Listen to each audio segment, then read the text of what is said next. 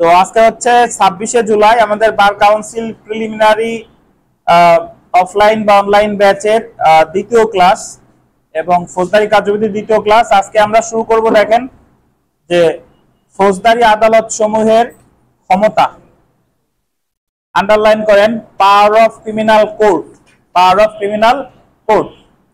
তো ফৌজদারি আদালত সমূহের যে ক্ষমতা, এটা যদি আমরা গতদিন আমরা ফৌজদারি আদালতের গঠন সম্পর্কে বিস্তারিত জানছি। আমি একটু আপনাদের মনে করাই দেই যে আমাদের ফৌজদারি কার্যবিধির 6 ধারায় ফৌজদারি আদালতের গঠন সম্পর্কে আলোচনা করা হয়েছে। 6-এর 1-এ বলছে ফৌজদারি আদালত হচ্ছে দুই প্রকার, একটা হলো ম্যাজিস্ট্রেট আদালত আর দায়রা আদালত, আর একটা হলো ম্যাজিস্ট্রেট আদালত। তার আগে বলছে যে সুপ্রিম কোর্ট ব্যতীত দুই প্রকারের আদালত আছে, একটা হলো সুপ্রিম কোর্ট ব্যতীত দুই প্রকার আদালত, দায়রা আদালত আর আছে ম্যাজিস্ট্রেট আদালত। তারপরে ম্যাজিস্ট্রেট বলছিল 6-এর 2-তে বলছে ম্যাজিস্ট্রেট দুই প্রকার, নির্বাহী বা বিচারিক, আর 6-এর 3-এ বলছে বিচারিক ম্যাজিস্ট্রেট হলো কয় প্রকার? 4 প্রকার। তো এখন আমরা দেখব যে 28 এবং 29 ধারায় আলোচনা করছে যে এই যে দায়রা আদালত বা এই যে আপনার সুপ্রিম কোর্টের যে হাইকোর্ট বিভাগ বা এই যে ম্যাজিস্ট্রেট আদালত, এরা আসলে কি কি বিচারিক ক্ষমতা, মানে কি কি বিচার করতে পারে, কোন কোন আদালত কি কি বিচার করতে পারে সেই বিষয় দেখবো। দেখেন, সো বিচারিক ক্ষমতা বা ট্রায়াল পাওয়ার, দণ্ডবিধির অধীন অপরাধ সমূহের বিচার কোন আদালত করতে পারে বল দিবেন 28 ধারায়। মানে দণ্ডবিধির অধীন ফৌজদারি কার্যবিধি প্রযোজ্য, এটা বলছিল 5-এর 1, গতদিন আমরা পড়ছিলাম।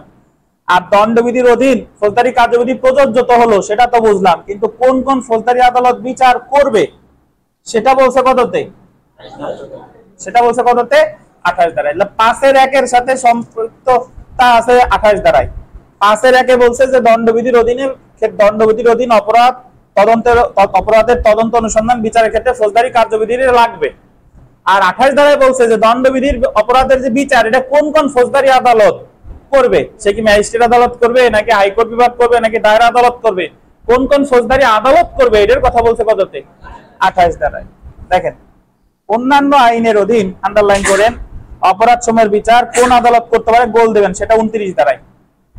অন্যান্য আইন মানে ওই যে 5-এর 2-এ বলছিল যে বিশেষ আইনের ক্ষেত্রেও ফৌজদারি কার্যবিধি প্রযোজ্য। যদি বিশেষ আইনে বলা থাকে তাহলে প্রযোজ্য, যদি কিছু বলা না থাকে তাহলেও প্রযোজ্য, আর যদি নিষেধ করা থাকে তাহলে প্রযোজ্য না। তাহলে নারী শিশু আইনের ক্ষেত্রে ফৌজদারি কার্যবিধি প্রযোজ্য, এটা আমরা জানি, নারী ও শিশু নির্যাতন দমন আইন। তাহলে ওই নারী ও শিশু নির্যাতন দমন আইনের অধীন কোন কোন ফৌজদারি আদালত বিচার করতে পারবে, এটা বলছে 29 ধারায়। আর ফৌজদারি কার্যবিধি প্রযোজ্য হবে, এটা বলছে 5-এর 2। এছাড়া দেখেন, 15 বছরের নিচের কোন শিশু কর্তৃক সংগঠিত অপরাধের বিচারের ক্ষেত্রে আদালত সময়ের এখতিয়ার সম্পর্কে গোল দিবেন 29 খ ধারায়। অর্থাৎ 15 বছরের নিচের কোন শিশু যদি কোনো অপরাধ করে তাহলে তার বিচার কিভাবে হবে, কোন আদালত করবে, এটা বলছে 29-এর খতে। 29-এর খ। যদি আপনাকে বলে যে 29-এর খতে কত বছরের বয়স্ক ব্যক্তির বিচার সম্পর্কে বলা হয়েছে, কত বছর? 15 বছরের নিচে। তারপরে দেখেন, আন্ডারলাইন করেন মৃত্যুদণ্ডযোগ্য শাস্তি নয় এমন অপরাধ সময়ের বিচার করার ক্ষেত্রে বিশেষ ম্যাজিস্ট্রেটের ক্ষমতা আন্ডারলাইন করেন। আর 29-এর গ বল দেন বিশেষ ম্যাজিস্ট্রেটরা যে কি কি বিচার করতে পারে এই সম্পর্কে বলছে 29 গ। 29 গ। যদি কারো বইতে 29 খ থেকে থাকে সেটা লিখবেন কত? 29 গ। ঠিক আছে, 29 গ লেখা আছে। আচ্ছা, ধন্যবাদ। তো দেখেন, মিতা কই? উনি তো মিস দেওয়া লোক না। জি জি, বুঝতে পারছি। দেখেন,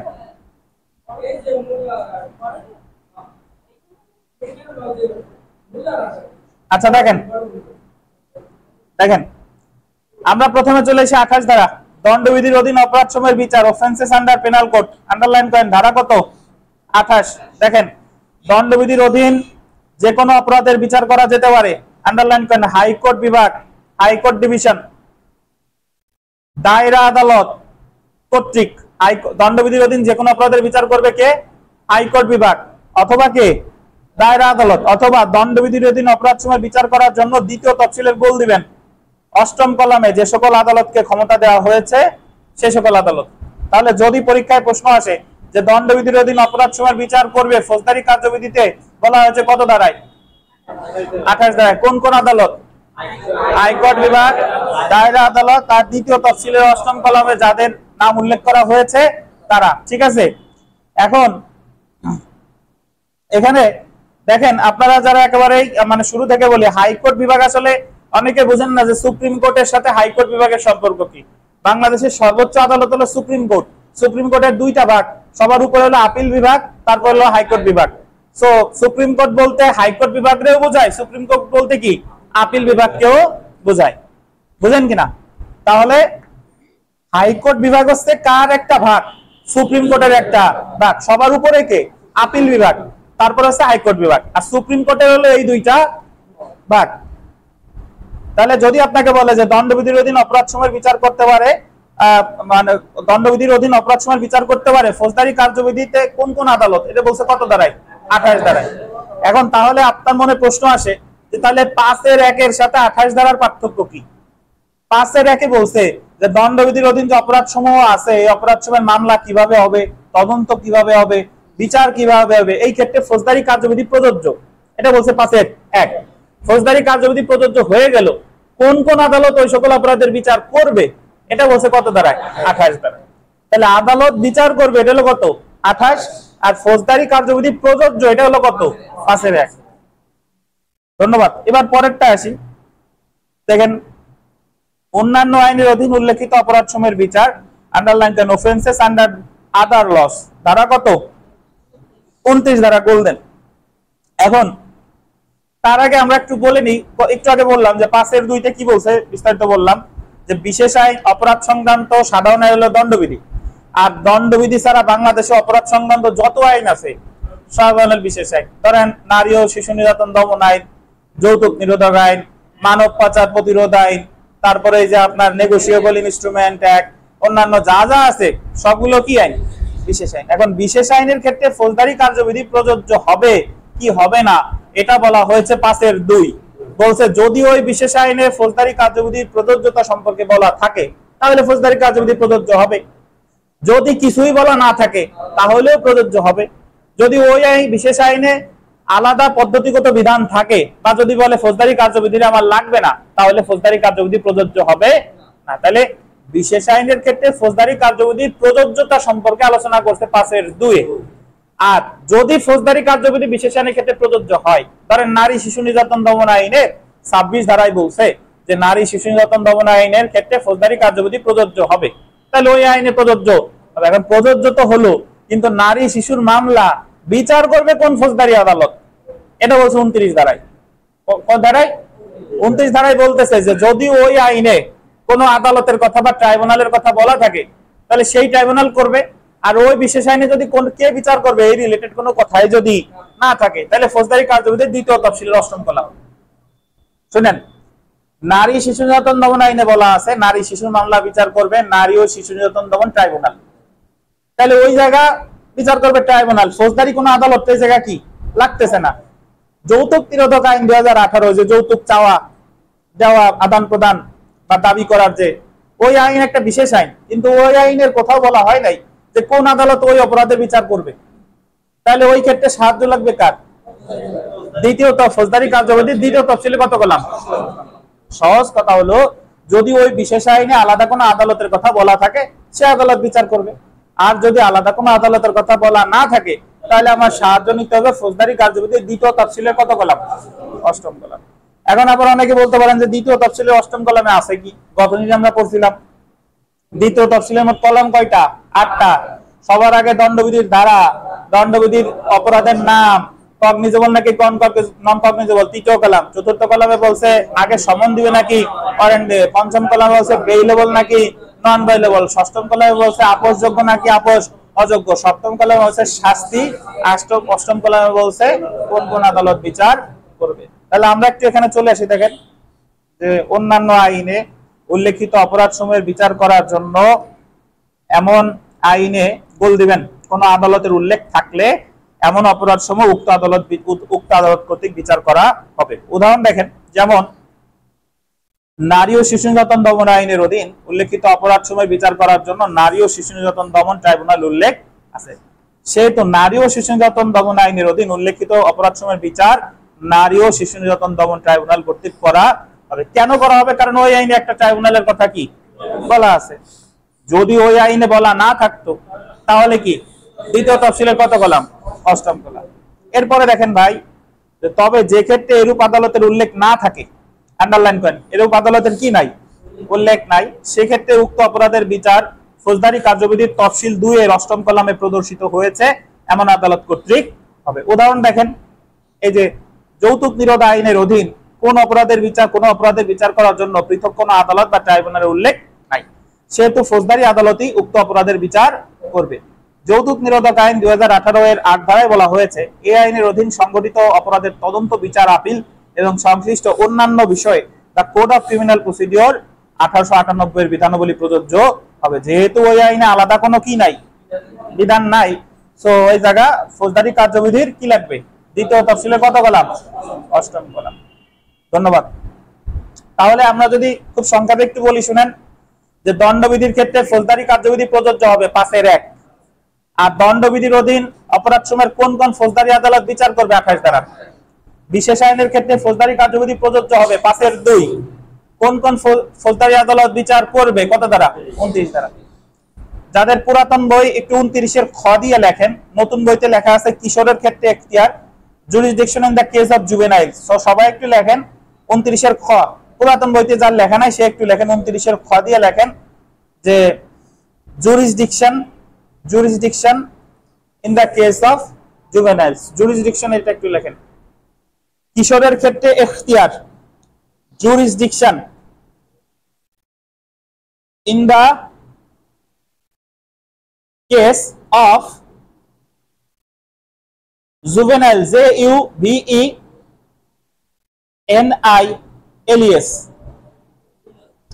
juvenails, juveniles মানে হ্যাঁ, juvenails, juveniles, ঠিক আছে। আচ্ছা, তো দেখেন, আচ্ছা, সো যদি আপনাকে বলে যে কিশোর অপরাধীদের ক্ষেত্রে ফৌজদারি আদালতের এখতিয়ার সম্পর্কে বলছে কত ধারায়, 29 এর খ। অথবা এইভাবে আসতে পারে যে jurisdiction in the case of juvenile কত ধারায়, 29 খ। এই খতে কিন্তু কোনো ব্র্যাকেট নাই, বুঝতে পারছেন। আর এই যদি ইংলিশে আসে 29 এর খ থেকে ব্র্যাকেট হবে না, ব্র্যাকেট ছাড়া। আর যদি আপনার ইংলিশে আসে তাহলে ক্যাপিটাল লেটারের বি, ক্যাপিটাল লেটারের বি, তাহলে বি। জি, কাটবে না, কাটবে না, অধিকাংশ বইতেই ভুল লেখা। কিন্তু যদি এমসিকিউতে একসময় আসবে, একদিন আসবে, দেখবেন একটা ব্র্যাকেট সহ আছে, একটা ব্র্যাকেট ছাড়া আছে, তখন সেটা কি হবে, ওটা ব্র্যাকেট ছাড়া। এখন কিছু কিছু জিনিস আছে শুনেন, কাটুক আর না কাটুক, কাটবে না, কিন্তু আমরা ভুল জিনিস কেন জানবো। হ্যাঁ হ্যাঁ, জি, ধরেন এই জগতে যত জায়গায় এলএলবি লেখা থাকবেন 99% জায়গায় এলএলবি লেখা ভুল। LL dot B dot, LL এর পর একটা ডট, বি এর পর একটা ডট, এলএলবি। এখন এই এলএলবি কেউ ডট ছাড়া লেখে, কেউ ডট 3টে দেয়, কেউ ডট একটা দেয়, এটা যার যার। কিন্তু দেখবেন যে অধিকাংশ জায়গায়, আপনি বিশ্বাস না হয় আইনের বই থেকে শুরু করে বিভিন্ন জায়গায় দেখবেন যে এলএলবি বানান ভুল। এলএল ডট বি ডট, মানে ডট হবে কয়টা, 2টা। এলএলবির আসল লেখার নিয়ম। যাই হোক, হ্যাঁ, আচ্ছা, তাহলে আমরা চলে আসি। দেখেন যে এই 29 এর খতে আসলে কি বলছে। 29 এর খতে বলছে, একটু বলি তারপরে কোরবানি। দেখেন যে 15 বছরের কম বয়স্ক, কয় বছরের কম বয়স্ক বলেন, 15 বছরের কম বয়স্ক কোন কিশোর, কিশোর আসলে যার বলা, এই জায়গায় জুভেনাইল শব্দের অর্থ হলো কিশোর, যার বয়স 15 বছরের কম সেই হচ্ছে কিশোর। 15 বছরের কম বয়স্ক কোন কিশোর যদি কোনো অপরাধ করে, যে অপরাধটার সাজা মৃত্যুদণ্ডও না, যাবজ্জীবন কারাদণ্ড না, মানে উনি খুনও করে নাই, আবার যে সকল অপরাধের সাজা যাবজ্জীবন কারাদণ্ড, এরকম কোন অপরাধও করে নাই, তার মানে মৃত্যুদণ্ডযোগ্য বা যাবজ্জীবন কারাদণ্ডযোগ্য অপরাধ ব্যতীত যদি অন্য কোনো অপরাধ কোনো কিশোর করে যার বয়স কত, 15 বছরের কম, তাহলে তার বিচার করতে পারবে ফৌজদারি কার্যবিধির 29 খ ধারা অনুযায়ী চিফ জুডিশিয়াল ম্যাজিস্ট্রেট বা চিফ মেট্রোপলিটন ম্যাজিস্ট্রেট বা বিশেষ ক্ষমতাপ্রাপ্ত অন্য কোনো ম্যাজিস্ট্রেট, এটাই বলছে 29-এর খতে। তো এখানে 29-এর খ ভিভিআই প্রশ্ন, এখানে দেখেন আমি যদি এইভাবে চিন্তা করেন যে বলতে পারি 29-এর খতে যার বিচার করবে তার বয়স কত, 15 বছরের নিচে, কোন ধরনের অপরাধ করছে, মৃত্যুদণ্ড বা যাবজ্জীবন কারাদণ্ড ব্যতীত। আচ্ছা, বিচার করতে পারবে কে, চিফ জুডিশিয়াল ম্যাজিস্ট্রেট বা চিফ মেট্রোপলিটন ম্যাজিস্ট্রেট বা বিশেষ ক্ষমতাপ্রাপ্ত অন্য কোনো। এখন এই জায়গায় আরেকটা কথা আছে, সেটা হচ্ছে যে এই জায়গায় ওনার বয়স নির্ধারণের ক্ষেত্রে যেদিন আদালতে তাকে হাজির করবে সেই দিন তার বয়স 15 বছরের কম হইতে হবে। ধরেন আজকে অপরাধ করছে কিন্তু আদালতে হাজির করছে যদি এক সপ্তাহ পরে, মানে সে ধরা পড়ার পরে 1 সপ্তাহ পর তারা আদালতে হাজির করছে, তাহলে ওই দিন তার বয়স কত হতে হবে, মানে বয়স নির্ধারণের ক্ষেত্রে দেখবে যখন আদালতে হাজির করছে ওই মুহূর্তে তার বয়স কত। বুঝেন কিনা? আসতেছি। 15 বছর হলে তো সে এটার সুবিধা পাবে না, হইতে হবে কত, 15 বছরের কম। সুবিধা অসুবিধা হলে পরের কথা। 29-এর খ অ্যাপ্লিকেবল করতে হলে বয়স কত, 15-এর নিচে। এবং এই বয়স নির্ধারণ করতে হবে কোন দিন, যেদিন তারা আদালতে কি হাজির করছে। এখন একটা বিষয় আছে, আমাদের যে শিশু আইন 2013, শিশু আইন 2013-তে বলা আছে যে কি শিশু যদি কোনো অপরাধ করে তাহলে তার বয়স দেখতে হবে যেদিন অপরাধটা করছে সেই দিন তার বয়স কত। কিন্তু আমাদের ফৌজদারি কার্যবিধিতে কত, 29-এর খ যদি বলে যেদিন আদালতে হাজির করছে ওই দিনের বয়স, আর শিশু আইনে বলছে কোনটা, যেদিন অপরাধ করছে সেদিন বয়স। এখন এই জিনিসটা আপনার গুরুত্বপূর্ণ, পরীক্ষায় আসবে যে 29-এর খ অনুযায়ী কিশোর অপরাধীর বয়স হিসাব করবে কোন দিন অনুযায়ী, যেদিন অপরাধ সংগঠন করছে সেই দিন নাকি যেদিন আদালতে হাজির করছে সেই দিন। কোন দিন বলেন, যেদিন আদালতে হাজির করছে সেই দিন। এখন আপনার কাছে মনে হইতে পারে যে প্রাধান্য পাবে কোনটা, প্রাধান্য পাবে কোনটা। এখন শিশু আইন একটা বিশেষ আইন, এখন ওই জায়গায় প্রাধান্য পাক বা না পাক শিশু আইনের বিষয়বস্তু আমার পড়ার না, আমার দেখতে হবে কি, আপনারা পরীক্ষা দিবেন ফৌজদারি কার্যবিধি, ফৌজদারি কার্যবিধিতে কি আছে। তাহলে 29-এর খতে আপনার কি কি মনে রাখতে হবে, বয়স হতে হবে 15-এর নিচে, এমন অপরাধ করবে যেটা শাস্তি মৃত্যুদণ্ড না যাবজ্জীবন কারাদণ্ড না, বিচার করতে পারবে কে, chief judicial magistrate, chief metropolitan magistrate বা বিশেষ ক্ষমতাপ্রাপ্ত অন্য কোনো ম্যাজিস্ট্রেট। বয়স হিসাব করবে কবে, যেদিন আদালতে হাজির করতে সেদিন। এই বিষয়গুলো মনে রাখলে এখান থেকে কোনো প্রশ্ন আসলে ইনশাআল্লাহ পারবে। আচ্ছা, একটু পড়ি দেখেন, আপনাদের পুরাতন বইতে নাই, নতুন বইতে আছে, একটু পড়ে শুনেন। বাট যা বললাম এই কথাই, এর বাইরে কিছু নাই, এইটুকু মনে রাখলেই হবে। ফৌজদারি কার্যবিধির 29 খ ধারায় কিশোর বলতে 15 বছরের কম বয়স্ক কোনো ব্যক্তিকে বোঝানো হয়েছে, বলেছি অলরেডি। এই ধারায় 15 বছরের কম বয়সের শিশু বলতে এমন ব্যক্তিকে বোঝানো হয়েছে যার বয়স, যার নতুন বয়স একটু দেখেন, যার বয়স আদালতে হাজির হওয়ার সময় বা তাকে হাজির করার সময় 15 বছরের কম ছিল। তাহলে যার বয়স কখন 15 বছরের কম, আদালতে হাজির করার সময়। ফৌজদারি কার্যবিধির 29-এর খ ধারায় কিশোর অপরাধীর ক্ষেত্রে গোল দিবেন চিফ জুডিশিয়াল ম্যাজিস্ট্রেট বা চিফ মেট্রোপলিটন ম্যাজিস্ট্রেট বিচার করার ইখতিয়ার দেওয়া হয়েছে। যে অপরাধের শাস্তি মৃত্যুদণ্ড বা যাবজ্জীবন কারাবাস নয়, বলছি অলরেডি, শাস্তি কি মৃত্যুদণ্ড বা যাবজ্জীবন কারাবাস নয়, সেই সকল অপরাধ কোনো কিশোর করে থাকলে 29 খ ধারা অনুসারে উক্ত কিশোরের বিচার চিফ জুডিশিয়াল ম্যাজিস্ট্রেট বা চিফ মেট্রোপলিটন ম্যাজিস্ট্রেট বা সরকার কর্তৃক ক্ষমতাপ্রাপ্ত অন্য কোনো ম্যাজিস্ট্রেট করতে পারবে। অন্যদিকে শিশু আইন 2013 এর 4 ধারা অনুসারে 18 বছর পর্যন্ত সকল ব্যক্তি শিশু হিসেবে গণ্য হবে। মানে শিশু আইনে বলছে যার বয়স 18 বছরের কম সেই কি শিশু। 20 ধারায় বলা হয়েছে আপাতত বলবৎ অন্য কোনো আইন, আদালতের রায় বা আদেশ ভিন্নরূপ যাই কিছু থাকুক না কেন, এই আইনের উদ্দেশ্য পূরণ করবে বল দিবেন অপরাধ সংগঠনের তারিখই হবে শিশুর বয়স নির্ধারণের জন্য প্রাসঙ্গিক তারিখ। শিশু আইনে বলতেছে যেদিন অপরাধ করছে ওই দিন তার বয়স কত ছিল এটা গণ্য করা হবে, কিন্তু ফৌজদারি কার্যবিধিতে কি বলতেছে, যেদিন তাকে আদালতে হাজির করছে। তাহলে আমার আপাতত মনে রাখতে হবে যেদিন আদালতে হাজির করছে সেটাই শিশুর বয়স। নারী ও শিশু নির্যাতন দমন ট্রাইব্যুনাল শিশু আদালত হিসেবে গণ্য হবে, তবে এমন ট্রাইব্যুনাল না থাকলে জেলা ও দায়রা জজ সিওডি ক্ষেত্রে শিশু আদালত হিসেবে গণ্য হবে। এটা আমাদের বিষয়বস্তু না, আমরা যেটা বিষয়বস্তু সেটা অলরেডি পড়ে ফেলেছি। বিগত বছরে 2022 সালে একটা প্রশ্ন এসেছিল যে the code of criminal procedure 1898 অনুসারে 1.5 বছরের কম বয়সী ব্যক্তিকে কিশোর বলা হয়েছে। কত বছরের? আর কিশোরের ইংরেজি কি? জুভেনাইল। তো আর বাকি যা যা আছে এগুলো আসলে ইনশাআল্লাহ পারবেন, ঠিক আছে। তো আমরা এর পরে চলে আসি, দেখেন সো 28, 29 আর 29 এর খ নিয়ে কোনো প্রশ্ন আছে কিনা? 28, 29 আর কি 29 এর খ। এখন আরিফ সাহেব জিজ্ঞাসা করবে না যে স্যার 15 বছরের কিশোরী যদি অপরাধ করে, এটা বলবেন না? মেয়ে মানুষ যার বয়স 15 বছরের কম, ওই জায়গা ছেলে মেয়ে যেই হোক না কেন তার বয়স যদি 15 বছরের কম হয় তারে বিচার করা যাবে। তার জন্যই 29 এর খ। 29 খ কিন্তু শুধু পুরুষদের জন্য না, বুঝতে পারছেন?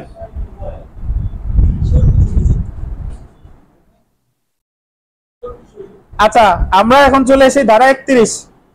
দেখেন ওই পেজ পার হয়ে আসেন, ধারা 31। এই যে 31 ধারা, হ্যাঁ।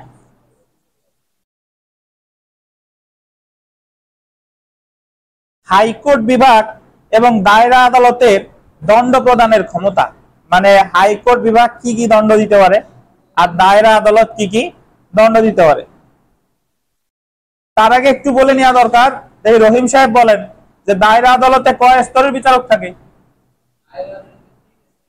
কে কে?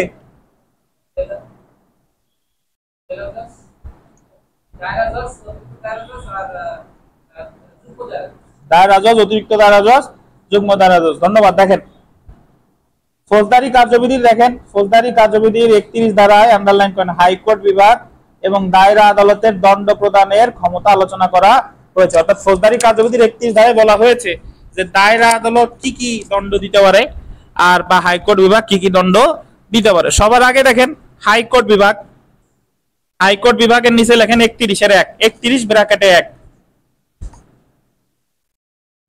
তার লেখা আছে সে আর লেখেন না, কি মেলে না? সব মেলে, কি মেলে না মানে? আপনারা নতুন বই পড়তেছেন, আমিও তো নতুন বই পড়াই। দেখেন 31 ব্র্যাকেটে 1 পাইছেন? ওই যে হাইকোর্ট বিভাগের নিচে লিখবেন।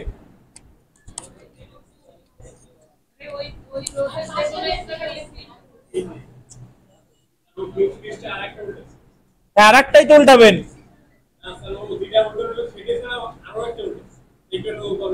ওই পেজ না তো, যে জায়গা শুধু 31 ধারা আছে, হ্যাঁ ওইটা আপনি ঠিক আছে। হ্যাঁ দেখেন হাইকোর্ট বিভাগ, দেখেন আইন অনুমোদিত যে কোনো দণ্ড দিতে পারে। রুবেল আপনি কি নতুন বই? তাহলে 352 পেজ বের করেন। দেখেন হাইকোর্ট বিভাগের নিচে লিখবেন 31 এর 1, আইন অনুমোদিত যে কোনো দণ্ড দিতে পারে। মানে হাইকোর্ট বিভাগ আইনে যা যা আছে সকল শাস্তি দিতে পারে, এই কথাটা বলছে 31 এর সাবসেকশন কত? 1। 2 নম্বরে দেখেন দায়রা জজ বা অতিরিক্ত দায়রা জজ, এটা দিবেন 31 এর 2। দায়রা জজ বা অতিরিক্ত দায়রা জজ ব্র্যাকেটে লেখেন 31 এর 2, আইনে অনুমোদিত যে কোনো দণ্ড দিতে পারে। ইনিও যে কোনো দণ্ড দিতে পারে, তবে মন্তব্যের কলামে দেখেন দায়রা জজ বা অতিরিক্ত দায়রা জজ মৃত্যুদণ্ড দিলে হাইকোর্টের অনুমোদন নিয়ে তা কার্যকর করতে হয়। মানে ওনারাও যা খুশি তাই দিতে পারে, বাট যদি মৃত্যুদণ্ড দেয় তাহলে অনুমোদন দরকার কার? হাইকোর্ট বিভাগের। ঠিক আছে, এটা বলছে কততে? 31 এর 2। 31 এর 3 দেখেন যুগ্ম দায়রা জজের নিচে 31 এর 3 লেখেন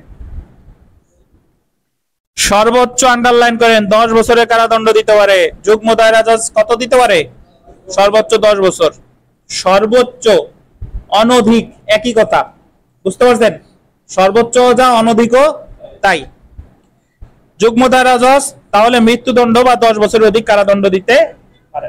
তাহলে আমরা জানলাম 31 এর 1 বললো হাইকোর্ট বিভাগ যে কোনো সাজা দিতে পারে, 31 এর 2 বললো দায়রা জজ অতিরিক্ত দায়রা জজ যে কোনো সাজা দিতে পারে। তবে যদি মৃত্যুদণ্ড দেয় তাহলে অনুমোদন লাগবে কার? হাইকোর্ট বিভাগের। আচ্ছা, এই অনুমোদনটা আমরা সামনে পড়বো। পাড়ায় আপনার হাইকোর্টে পাঠায় 374 ধারায়, আর হাইকোর্টে এটা অনুমোদন দেয় 376 ধারায়। এটা পরে পড়বো, সমস্যা নাই। 3 নম্বরে বললো 31 এর 3 যুগ্ম দায়রা জজ সর্বোচ্চ সাজা দিতে পারে কত? 10 বছর কারাদণ্ড। আচ্ছা, তাহলে আমরা বিগত বছর প্রশ্ন যদি দেখেন যে সাধারণভাবে একজন যুগ্ম দায়রা জজ কত বছরের কারাদণ্ড দিতে পারে? কয় বছর? 10 বছর। 2 নম্বর দেখেন দায়রা জজ প্রদত্ত মৃত্যুদণ্ডাদেশ কার্যকর করার পূর্বে গোল দিবেন অনুমোদন প্রযোজ্য হয় কার? কার বলেন? হাইকোর্ট বিভাগের। এই যে নিচে ব্যাখ্যা যদি দেখেন যে 376 ধারায় মৃত্যুদণ্ড অনুমোদন দিতে পারে। অনুমোদন দিচ্ছে 76 ধারায়, অনুমোদন দিচ্ছে 76 ধারায়, কিন্তু মৃত্যুদণ্ড ডেথ রেফারেন্স ফাইল পাঠাচ্ছে 374-এ। সেলফ প্র্যাকটিসের যে প্রশ্ন পারবেন, আমরা সরাসরি চলে আসি ধারা 32-এ। ধারা 32, দায়রা আদালত কি সাজা দিতে পারে জানছি, হাইকোর্ট বিভাগ কি সাজা দিতে পারে কি জানছি। এখন আমরা দেখব ম্যাজিস্ট্রেট কি সাজা দিতে পারে। দেখেন ধারা 32, বিচারিক ম্যাজিস্ট্রেটের দণ্ড প্রদানের ক্ষমতা পাইছেন না? এখানে ব্র্যাকেটে লেখেন সাধারণ ক্ষমতা। বিচারিক ম্যাজিস্ট্রেটের দণ্ড প্রদানের ক্ষমতা ব্র্যাকেটে লিখবেন কি? সাধারণ ক্ষমতা।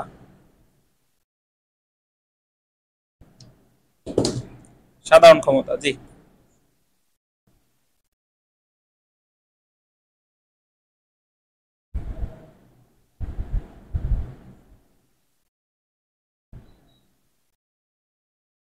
আচ্ছা, সো প্রথমে যেটা দেখেন বিবিআই, এই 32 ধারা বিবিআই সবসময় লাগে। মেট্রোপলিটন ম্যাজিস্ট্রেট বা প্রথম শ্রেণীর ম্যাজিস্ট্রেট আদালত যে দণ্ড দিতে পারে, দেখেন নিঃসঙ্গ বা নির্জন অবরোধ সহ সর্বোচ্চ 5 বছরের কারাদণ্ড। উনি প্রথম শ্রেণীর ম্যাজিস্ট্রেট বা মেট্রোপলিটন ম্যাজিস্ট্রেট সর্বোচ্চ কারাদণ্ড দিতে পারে কত? 5 বছর, এবং সেই সাথে কি দিতে পারে? নিঃসঙ্গ বা নির্জন কারাবাস। নিঃসঙ্গ বা নির্জন কারাবাস। এখন শুনেন, এই জায়গা একটু লেখেন, অবলিক দিয়ে লেখেন বেত্রাঘাত। 5 বছরের কারাদণ্ড, এর পাশে অবলিক দিয়ে লেখেন বেত্রাঘাত।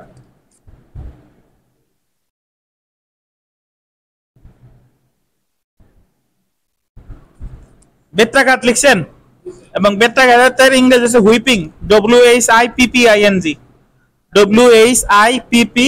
WHIPPING, whipping.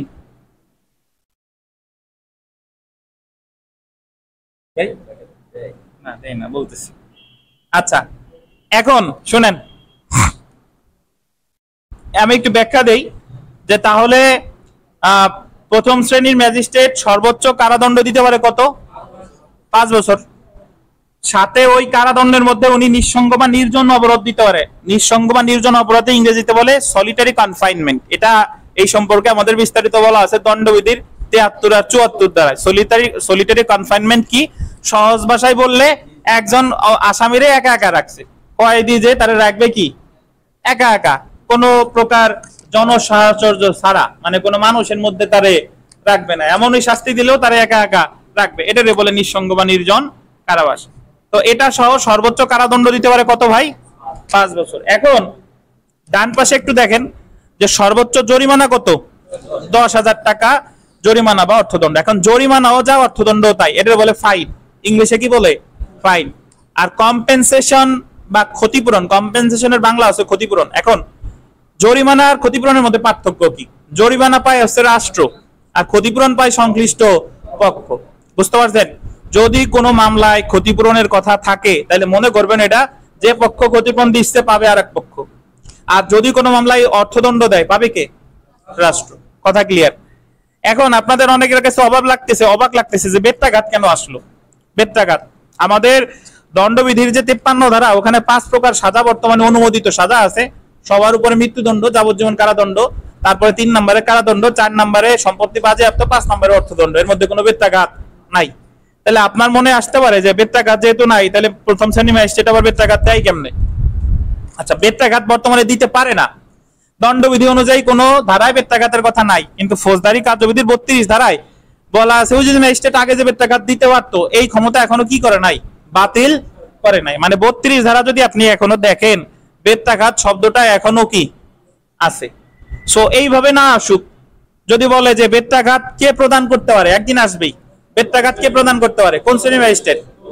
অধিকাংশ লিখবে যে ভাবলে যে বেত্রাঘাত তখন অনুমোদিত সাজা না। হ্যাঁ, এখনো অনুমোদিত সাজা না এখনো, কিন্তু ওনার এখনো যে ক্ষমতাটা আছে এটা ফৌজদারি কার্যবিধিতে কি করে নাই?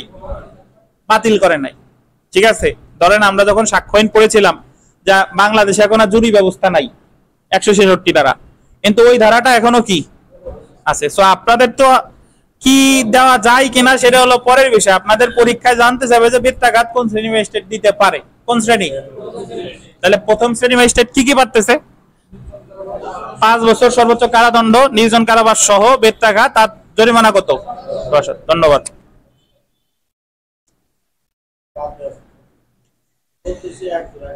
আচ্ছা, দ্বিতীয় শ্রেণী ম্যাজিস্ট্রেট আদালত দেখেন, নিঃসঙ্গ বা নির্জন কারাবাস, অবরোধ সহ সর্বোচ্চ 3 বছরের কারাদণ্ড। ইনি দিতে পারে কত? এনার আর বেত্রাঘাত দেওয়ার ক্ষমতা নাই। আর জরিমানা হলো সর্বোচ্চ 5,000 টাকা। সর্বোচ্চ কত বলেন? এই জায়গায় একটু ভুল লেখা আছে, 5 দিয়ে 3 শূন্যর পর আবার 1000 লেখছে। হয় 1000 কাটেন, নাহলে 3 শূন্য কাটেন। হ্যাঁ, বুঝতে পারছেন? নাহলে 5,000 হাজার হয়ে যায়। আচ্ছা, তাহলে দ্বিতীয় শ্রেণী ম্যাজিস্ট্রেট কি পারতেছে ভাই? সর্বোচ্চ কারাদণ্ড কত? 3 বছর। আর আপনার ইয়া কত? জরিমানা কত?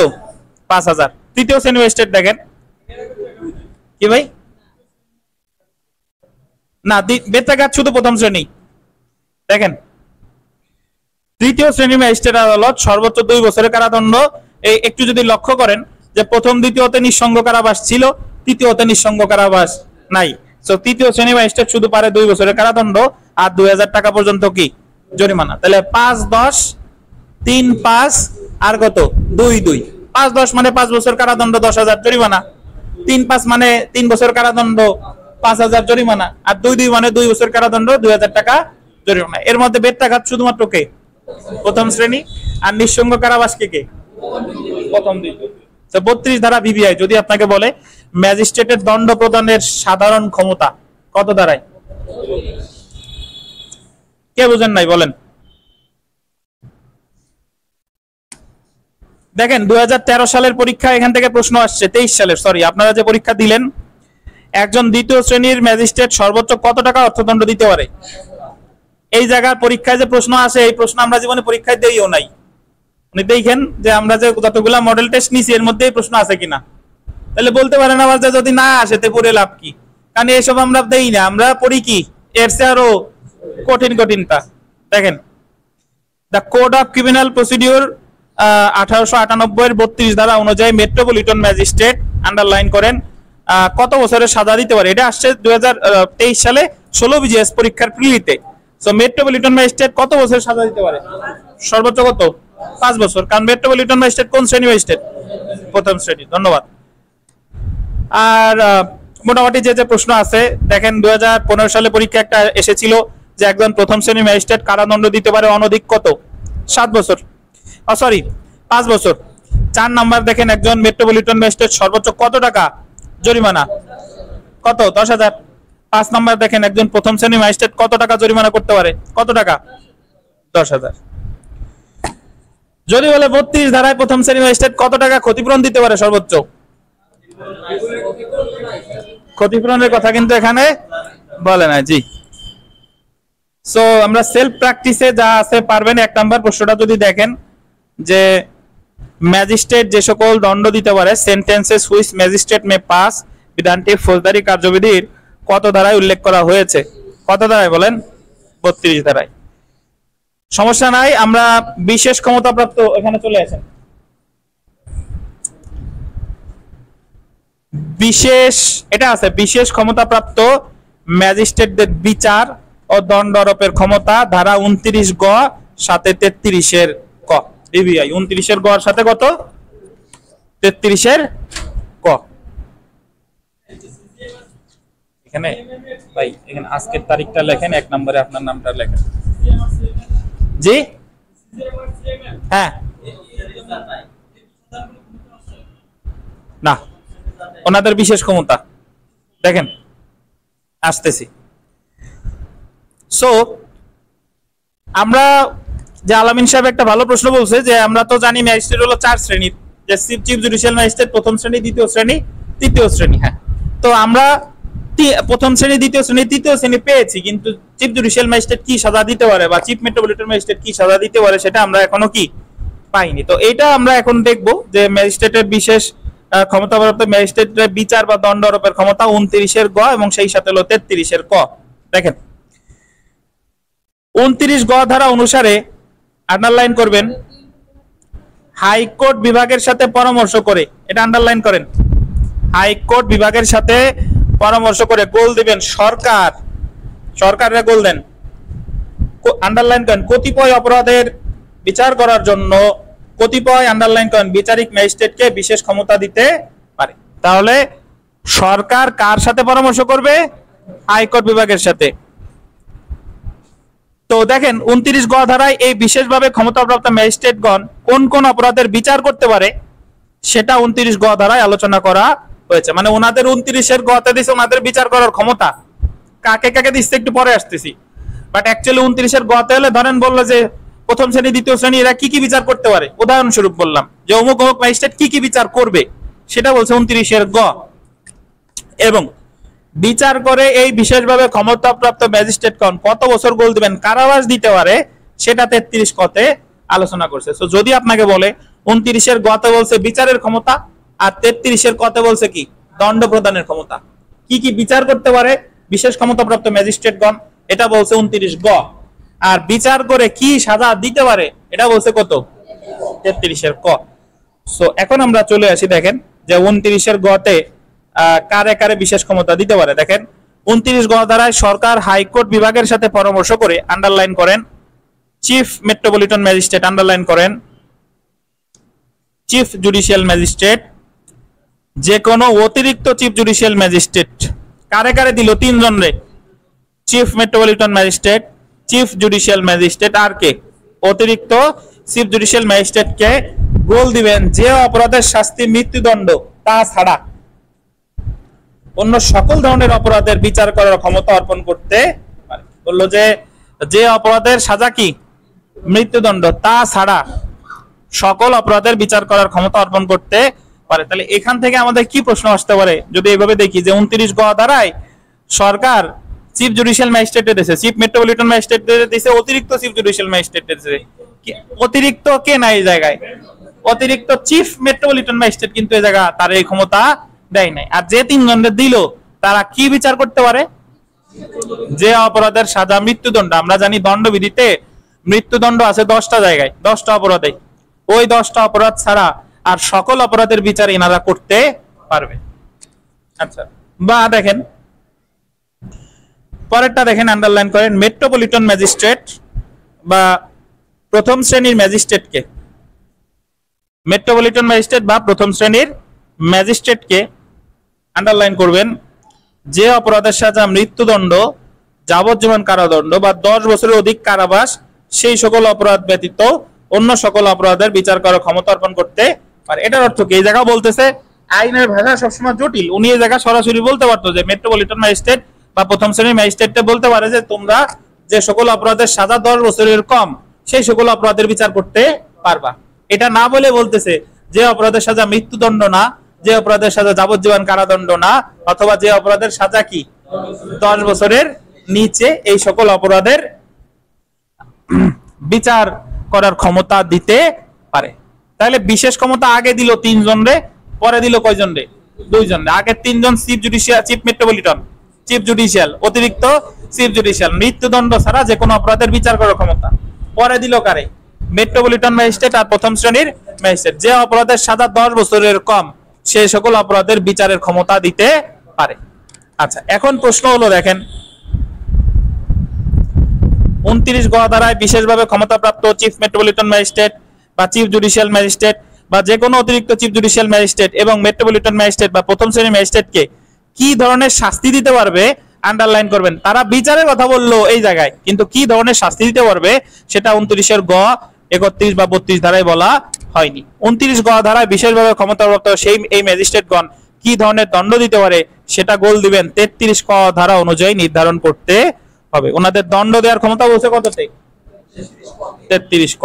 দেখেন 33 ক ধারায় বলা হয়েছে 29 গ ধারায় বিশেষভাবে ক্ষমতাপ্রাপ্ত ম্যাজিস্ট্রেটগণ মৃত্যুদণ্ড, যাবজ্জীবন কারাদণ্ড বা 7 বছরের অধিক কারাদণ্ড ছাড়া আইনে অনুমোদিত যে কোনো দণ্ড দিতে পারে। তাহলে সহজে বলা যায় যে ওনারা যাই বিচার করুক না কেন, ওই 5 জন, প্রথমে 3 জন পরে 2 জন, ওনারা সর্বোচ্চ সাজা দিতে পারে কত? 7 বছর। 7 বছর বেশি পারে না। তাতে উনি যদি একটা যাবজ্জীবন কারাদণ্ডযোগ্য অপরাধের বিচারও করে, সাজা কত? উনি 7 বছরের বেশি পারবে না। তো 29-এর গড় সাথে 33-এর গড় পার্থক্য কি? ওনারা কি কি বিচার করতে পারবে এটা বলছে 29-এর গতে, আর বিচার শেষে কি কি সাজা দিতে পারবে এটা বলছে কত? 33-এর গ।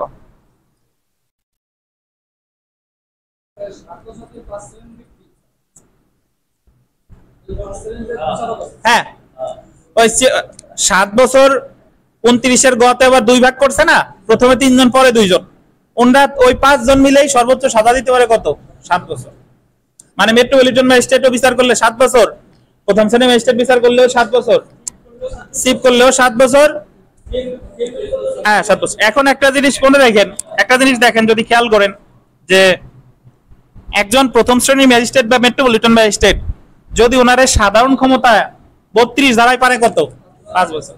যদি ওখানে যখন ওনাকে বিশেষ ক্ষমতা দেওয়া হলো 33 কত, উনি সাজা দিতে পারে কত? 7 বছর। যদি পরীক্ষায় প্রশ্ন আসে যে প্রথম শ্রেণীর ম্যাজিস্ট্রেট সাধারণ এখতিয়ার বলে কি সাজা দিতে পারে সর্বোচ্চ, যদি বলে বিশেষ ক্ষমতা বলে কি সাজা দিতে পারে কত? বিশেষ ক্ষমতা কত? 33 ক, আর সাধারণ ক্ষমতা কত? 32। আচ্ছা একটু পড়ি দেখেন। সুতরাং 29 গ এবং 33 ক ধারা একসাথে পড়লে বোঝা যায় উপরে উল্লেখিত বিশেষভাবে ক্ষমতাপ্রাপ্ত ম্যাজিস্ট্রেটগণ সর্বোচ্চ 7 বছরের কারাদণ্ড দিতে পারে। আচ্ছা এখন আমরা এই সবটা একটু চলে আসি। দেখেন সবটাই বলতেছে যে বিশেষভাবে ক্ষমতাপ্রাপ্ত ম্যাজিস্ট্রেট 29-এর গ 1 chief metropolitan magistrate, 2 chief judicial magistrate বা 3 অতিরিক্ত চিফ জুডিশিয়াল ম্যাজিস্ট্রেট। ইনরা বিশেষভাবে ক্ষমতা দিয়েছে বিচারের ক্ষেত্রে, ডান সাইডে দেখেন, মৃত্যুদণ্ড ব্যতীত সর্বোচ্চ যাবজ্জীবন কারাদণ্ডযোগ্য অপরাধের বিচার করতে পারে। সাজা দিতে পারে কত? সর্বোচ্চ কত? 7 বছর। হৃদয় আপনার উত্তর দেখেন 29-এর গ দ্বিতীয় দেখেন, মেট্রোপলিটন ম্যাজিস্ট্রেট বা যে কোনো প্রথম শ্রেণীর ম্যাজিস্ট্রেট সর্বোচ্চ বিচার করতে পারে কত? 10 বছর কারাদণ্ডযোগ্য অপরাধ। আর সাজা দিতে পারে কত? সর্বোচ্চ 7 বছর। বুঝছেন? তাহলে এখন একটা জিনিস যদি আপনাদের বলে ম্যাজিস্ট্রেটদের দণ্ড প্রদানের সাধারণ ক্ষমতা কত দ্বারা? 32। যদি বলে দণ্ড প্রদানের বিশেষ ক্ষমতা না 29 33 ক, যদি বলে বিচারের ক্ষেত্রে সাধারণ বিশেষ ক্ষমতা 29 গ। কি কি বিচার করতে পারবে সেটা হলো 29 গ, আর বিশেষ ক্ষমতা বলে যে দণ্ড দিতে পারে এটা কত? 33 ক। এটা বুঝেন নাই অনেকে? না 29 গ মনে রাখলেই হবে। 29 গ মনে রাখলেই হবে। 29-এর গতে প্রথমে ক্ষমতা দিয়েছে 3 জনরে, চিফ মেট্রোপলিটন, চিফ জুডিশিয়াল, অতিরিক্ত চিফ জুডিশিয়াল। পরে তাদের বলছে যে আপনারা মৃত্যুদণ্ড ছাড়া সকল অপরাধের বিচার করতে পারবেন। তারপরে ক্ষমতা দিয়েছে 2 জনরে, মেট্রোপলিটন ম্যাজিস্ট্রেট বা প্রথম শ্রেণীর ম্যাজিস্ট্রেট। তাদের বললো যে 10 বছরের নিচে যে সকল অপরাধের সাজা সেগুলো আপনারা বিচার করতে পারবেন। আর ওনাদের বিচারের ক্ষমতা শেষ, ওনাদের কি কি সাজা দিতে পারবে ওই 5 জন মিলে সেটা বলছে 33-এর ক, সর্বোচ্চ কত? 7 বছর। এই রুবেল সাহেব 29-এর গ 33-এর কথা কি বলছে বলেন? আপিল।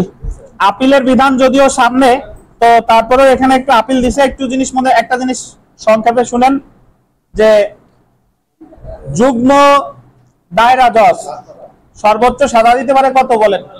10 বছর। এখন আমরা সামনে পড়ব যে ফৌজদারি কার্যবিধি 408 ধারায় বলা আছে যে যুগ্ম দায়রা জজ যদি 5 বছর পর্যন্ত সাজা দেয় আপিল হবে দায়রা জজের কাছে, আর 5 বছরের বেশি সাজা দিলে আপিল হবে হাইকোর্টে।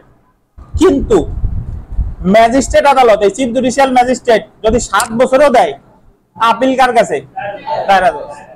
মানে এই 29-এর গতে যাদের ক্ষমতা দেওয়া হলো, যারা সাজা দিল 33-এর গতে, ওনারা যদি 7 বছরও কারাদণ্ড দেয় আপিল কোথায়? দায়রা জজ। কিন্তু যুগ্ম দায়রা জজ 5 বছরের বেশি দিলে কোথায়? হাইকোর্টে। বুঝতে পারছেন? এটা হলো ব্যতিক্রম। যে চিফ স্যার ধরেন একটা মামলার বিচার করে সাজা দিল 6 বছর, এখন তাহলে আপিল হবে কোথায়? গোপালগঞ্জের যিনি দায়রা জজ আছে তার কাছে। কিন্তু যদি এরকম হয় গোপালগঞ্জের যুগ্ম দায়রা জজ একটা মামলায় বিচার করে সাজা দিয়েছে 6 বছর, তাহলে আপিল যাবে কোথায়? হাইকোর্ট। এ হলো ব্যতিক্রম। এখন আমাদের আরিফ সাহেব একটা কথা বলতেছে যে খাবার দিল সামনে এক গামলা, খাইতে পারবা 2 পিস, তাই বলতেছে উনি। মানে ওনার বলতেছে যে চিফ জুডিশিয়াল ম্যাজিস্ট্রেট বা চিফ মেট্রোপলিটন ম্যাজিস্ট্রেট মৃত্যুদণ্ড ছাড়া যে কোনো অপরাধের বিচার করতে পারবে, অর্থাৎ উনি সর্বোচ্চ তাহলে বিচার করতে পারে কত? যাবজ্জীবন কারাদণ্ডযোগ্য অপরাধ। এখন উনি যাবজ্জীবন কারাদণ্ডযোগ্য অপরাধের বিচার করলেও উনি ওনার দণ্ড দেওয়ার ক্ষমতা আছে সর্বোচ্চ কত? এখন আপনার মনে প্রশ্ন আসতে পারে, তাহলে কি ওই একটা বড় অপরাধ করলো তো উনি বিচার করলে কি 7 বছরই হবে? না, উনি যদি মনে করে যে 7 বছরের বেশি সাজা দেওয়া দরকার, তাহলে উনি ওই মামলাটা ট্রান্সফার করে দিবে দায়রা আদালতে 347 ধারায় করব নিচে। কোনটা? না, দেখেন আমরা পড়তেছি। আচ্ছা, আপিল দেখেন যে 29 গ ধারায় উল্লেখিত বিশেষভাবে ক্ষমতাপ্রাপ্ত আন্ডারলাইন করেন chief metropolitan magistrate, chief judicial magistrate বা যে কোনো অতিরিক্ত চিফ জুডিশিয়াল ম্যাজিস্ট্রেট এবং মেট্রোপলিটন ম্যাজিস্ট্রেট বা প্রথম শ্রেণীর ম্যাজিস্ট্রেট আন্ডারলাইন করেন 5 বছরের অধিক কারাবাস দিলেও উক্ত কারাবাসের বিরুদ্ধে আপিল করতে হবে দায়রা জজের নিকট। যেমন চিফ জুডিশিয়াল ম্যাজিস্ট্রেট 7 বছর কারাবাস দেয়, সেই ক্ষেত্রেও আপিল করতে হবে কোন জজের নিকট? দায়রা জজের নিকট। এখন আমাদের আলামিন সাহেব একটা জিজ্ঞাসা করছে যে চিফ স্যার আদেশ দণ্ড দিলে যে আপিল হবে, এটা কত ধারায় বলছে? ফৌজদারি কার্যবিধি। ফৌজদারি কার্যবিধির কোনো ধারায় নাই, ছোট্ট করে একটা 6 আছে, দেখেন ওই যে দায়রা জজের নিকট, একেবারে নিচে চলে আসেন, দেখেন the session judge by the ordinance number এত অর্ডিন্যান্সে বলা আছে, পান নাই? এই যে সেশন জাজ বাই অর্ডিন্যান্স নাম্বার এত। সো এই অর্ডিন্যান্সে বলা আছে যে চিফ স্যার যে দণ্ড দিবে তার বিরুদ্ধে আপিল হবে কার কাছে? দায়রা জজের কাছে। বুঝতে পারছেন? আচ্ছা, এখন আমরা একটু উদাহরণটা দেখি। দেখেন যে 32 ধারা অনুযায়ী প্রথম শ্রেণী ম্যাজিস্ট্রেট বা মেট্রোপলিটন ম্যাজিস্ট্রেট সাধারণ ক্ষমতা বলে গোল দিবেন সর্বোচ্চ 5 বছরের কারাদণ্ড দিতে পারে। সাধারণ ক্ষমতা বলে তো উনি 5 বছরই পারে, 5 বছরের বেশি কি পারে? পারে না। কিন্তু 29 গ ধারা অনুযায়ী সরকার হাইকোর্ট বিভাগের সাথে পরামর্শ করে প্রথম শ্রেণীর ম্যাজিস্ট্রেটকে অনধিক 10 বছর কারাবাসযোগ্য কোন অপরাধের বিচার করার ক্ষমতা দিতে পারে এবং এই বিশেষ ক্ষমতা বলে আন্ডারলাইন করেন প্রথম শ্রেণীর ম্যাজিস্ট্রেট গোল দিবেন সর্বোচ্চ 7 বছর কারাবাস দিতে পারে। যেমন দণ্ডবিধির 307 ধারায় অধিক খুনের উদ্যোগের অপরাধের বিচারের ক্ষেত্রে প্রথম শ্রেণীর ম্যাজিস্ট্রেট করতে পারে যদি সরকার তাকে কি দেয়? বিশেষভাবে ক্ষমতা দেয়। দণ্ডবিধি 307 ধারায় শুধুমাত্র খুনের উদ্যোগের শাস্তি হতে পারে অনধিক কত? 10 বছর। কিন্তু ফৌজদারি কার্যবিধির 29 গ ধারায় প্রথম শ্রেণীর ম্যাজিস্ট্রেট বা অন্য কোনো বিশেষভাবে ক্ষমতাপ্রাপ্ত ম্যাজিস্ট্রেট অপরাধের বিচারকালে সর্বোচ্চ 7 বছরের কারাবাস দিতে পারে। বিচার শেষে প্রথম শ্রেণী ম্যাজিস্ট্রেট আন্ডারলাইন করেন যদি মনে করে যে অভিযুক্তকে 7 বছরের অধিক কারাদণ্ড প্রদান করা উচিত, তাহলে তিনি মামলাটি এখতিয়ার সম্পন্ন আদালতে প্রেরণ করবেন। যদি ওনার কাছে মনে হয় খুনের উদ্যোগের বিচার করার পরে বা ডাকাতির সাজা যাবজ্জীবন, একজন চিফ জুডিশিয়াল ম্যাজিস্ট্রেট ডাকাতির মামলা বিচার করে ওনার কাছে মনে হচ্ছে যে 7 বছরের বেশি সাজা দেওয়া দরকার, তাহলে উনি ওই মামলাটা এখতিয়ার সম্পন্ন আদালতে ট্রান্সফার করে দিবে। এই জায়গায় লেখেন যে প্রথম শ্রেণীর আদালত থেকে প্রথম শ্রেণীর আদালত ট্রান্সফার করবে দায়রা জজের নিকট। ব্র্যাকেটে লেখেন 347 ধারা। প্রথম শ্রেণীর ম্যাজিস্ট্রেট কোন মামলা ট্রান্সফার করবে দায়রা জজের নিকট, 347 ধারা। কি বাধ্য না? সে যদি মনে করে বেশি সাজা দেওয়ার দরকার তাহলে তো বাধ্য।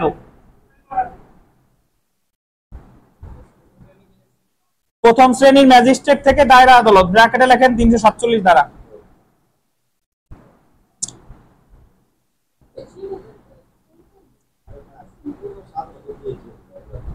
আর নিচে লেখেন দ্বিতীয় তৃতীয় শ্রেণীর ম্যাজিস্ট্রেট থেকে চিফ জুডিশিয়াল ম্যাজিস্ট্রেটের কাছে। দ্বিতীয় তৃতীয় শ্রেণীর ম্যাজিস্ট্রেট থেকে চিফ জুডিশিয়াল ম্যাজিস্ট্রেটের কাছে। দ্বিতীয় তৃতীয় শ্রেণীর ম্যাজিস্ট্রেট পাঠাবে চিফ জুডিশিয়াল ম্যাজিস্ট্রেট আদালতে। এটা ব্র্যাকেটে লিখবেন 349 ধারা। 49 ধারা।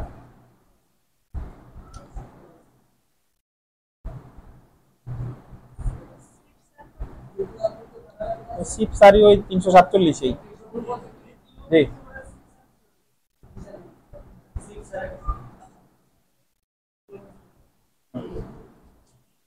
বুঝতে পারছেন? তাহলে এখানে একটা জিনিস মনে করেন যে চিফ স্যার বা প্রথম শ্রেণীর ম্যাজিস্ট্রেট ওনারা যদি বেশি সাজা দিতে চায় তাহলে ওনারা পাঠাই দিবে কার কাছে? দায়রা জজের কাছে। কত ধারায়?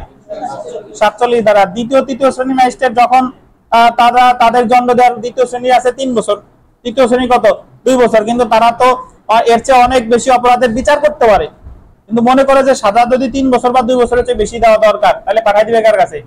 চিফ স্যারের কাছে। কত দাঁড়ায়? 349 দাঁড়ায়। ভাই বুঝতেছেন? আচ্ছা, তাহলে বিগত বছরের প্রশ্ন দেখেন। 1 নাম্বার, সরকার বিশেষ ক্ষমতা অর্পণ করলে মেট্রোপলিটন ম্যাজিস্ট্রেট কত মেয়াদের কারাদণ্ড দিতে পারে? 2023 সালের পরীক্ষায় আসছে। সরকার যদি বিশেষ ক্ষমতা দেয় তাহলে মেট্রোপলিটন ম্যাজিস্ট্রেট কত সাজা দিতে পারে? 7 বছর। আর সাধারণ ক্ষমতা বলে 5 বছর। আর বাকি যা যা আছে এগুলো পারবেন মোটামুটি। যদি এখানে একটা প্রশ্ন দেখেন, সেটা হচ্ছে কোনটা ভাই? আচ্ছা ধন্যবাদ। এই 33-এর কতে অর্থদণ্ডের কোনো লিমিট নাই। এটা অর্থদণ্ড উনি যেটা যৌক্তিক মনে করবে সেটা দিবে। ওনার এই জায়গায় 10,000 5,000 এরকম কোনো কি নাই, লিমিট নাই। কারাদণ্ডের লিমিট 7 বছর, কিন্তু অর্থদণ্ডের কোনো কি নাই, লিমিট নাই। আচ্ছা 5 নাম্বার প্রশ্নটা একটু দেখেন, সেলফ প্র্যাকটিসের।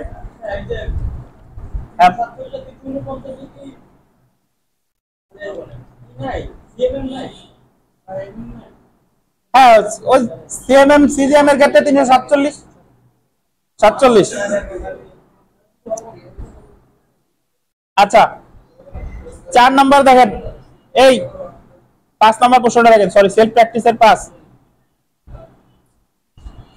যে ফৌজদারি কার্যবিধির 29 গ ধারা অনুযায়ী চিফ মেট্রোপলিটন ম্যাজিস্ট্রেট বা চিফ জুডিশিয়াল ম্যাজিস্ট্রেট বিচার করতে পারে সর্বোচ্চ কোন ধরনের শাস্তিযোগ্য অপরাধ? যাবজ্জীবন। 29-এর গতে চিফ স্যার, চিফ জুডিশিয়াল বা চিফ মেট্রোপলিটন সর্বোচ্চ কত? যাবজ্জীবন। মৃত্যুদণ্ড ছাড়া পারে না, তার মানে সর্বোচ্চ কত? যাবজ্জীবন। আর প্রশ্ন যা যা আছে সব পড়বেন, এখানে ইনশাআল্লাহ পেরে যাবেন। সবচেয়ে বেশি যেটা গুরুত্বপূর্ণ সব শেষের প্রশ্নটা 11 নম্বর। 11 দেখেন, ফৌজদারি কার্যবিধির 29 গ ধারা অনুসারে নিম্নলিখিত কে বিশেষভাবে ক্ষমতাপ্রাপ্ত ম্যাজিস্ট্রেট না? অলরেডি বলে দিছি যে 29-এর গতে বিশেষ ক্ষমতাপ্রাপ্ত ম্যাজিস্ট্রেট না কে? 4টে স্টার দেন এই প্রশ্ন। অতিরিক্ত চিফ মেট্রোপলিটন ম্যাজিস্ট্রেট। সবার শেষেরটা প্রশ্ন, সেলফ প্র্যাকটিসের সব শেষেরটা। ফৌজদারি কার্যবিধির 29 গ ধারা অনুসারে নিম্নলিখিত কে বিশেষভাবে ক্ষমতাপ্রাপ্ত ম্যাজিস্ট্রেট না? কে? অতিরিক্ত চিফ মেট্রোপলিটন ম্যাজিস্ট্রেট। কারণ ওই জায়গা বাকি 3 জন আছে, ঠিক আছে? তো এটা ভিভিআই। তো আমাদের নামাজের বিরতি, নামাজের পর বাকিটা শুরু করব। আপনাদের একটা এডিশনাল পেজ দিয়ে যাচ্ছি, এই পেজটা যারা যারা থাকবেন ভিতরে আঠা দিয়ে লাগাই ফেলবেন।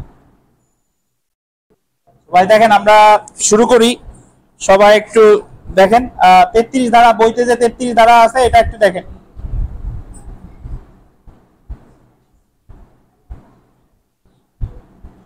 আচ্ছা বইয়ের 33 ধারার আগে যে আপনাদের এডিশনাল পেজটা দিছি ওই পেজটা একটু দেখেন, এখানে পড়ে ফেলি।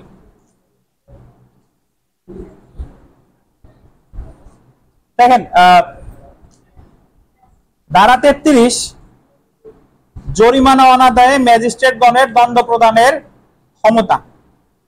একটু বুঝাই তারপরে এখানে পড়ি। সেটা হচ্ছে যে ধরেন ম্যাজিস্ট্রেট যদি জরিমানা দেয়, তাহলে ওই জরিমানা অনাদায়ে ম্যাজিস্ট্রেট কতদিন দণ্ড দিতে পারবে? এখন এখানে জরিমানা আছে 2 প্রকার। এক হলো হয় শুধু জরিমানা দিছে, কোনো কারাদণ্ডের সাথে নাই, আর এক হচ্ছে কারাদণ্ডের সাথে জরিমানা দিছে। শুধু জরিমানা ধরেন কারে 500 টাকা জরিমানা করতে পারে কোনো অপরাধের ক্ষেত্রে, অথবা তারে কোনো জরিমানা আপনার শুধু জরিমানার সাথে দেয় নাই, দিছে আছে কারাবাস দিছে, ধরেন 1 বছর সাজা দিছে, সাথে 500 টাকা জরিমানা করলো। তাহলে ওই শুধু জরিমানা যদি করে, ওই জরিমানা অনাদায়ে কতদিন কারাদণ্ড দিতে পারে। আর যদি কারাবাসের সাথে জরিমানা করে তাহলে সেই ক্ষেত্রে কি দিতে পারে? তো আমাদের 33 ধারায় বলতেছে যে ধরেন যদি কোনো ম্যাজিস্ট্রেট আদালত, 33 ধারা মানেই ম্যাজিস্ট্রেট আদালত। কি আদালত? ম্যাজিস্ট্রেট আদালত। যদি কোনো ম্যাজিস্ট্রেট ধরেন কারাবাসের সাথে ধরেন দণ্ডবিধির 379 ধারায় চুরির শাস্তি হচ্ছে 3 বছর, অর্থাৎ ম্যাজিস্ট্রেট যদি ইচ্ছা করে একজন চোরকে সর্বোচ্চ সাজা দিতে পারবে কত? 3 বছর। ধরেন 3 বছর সাজা দিল আর 2000 টাকা জরিমানা করলো।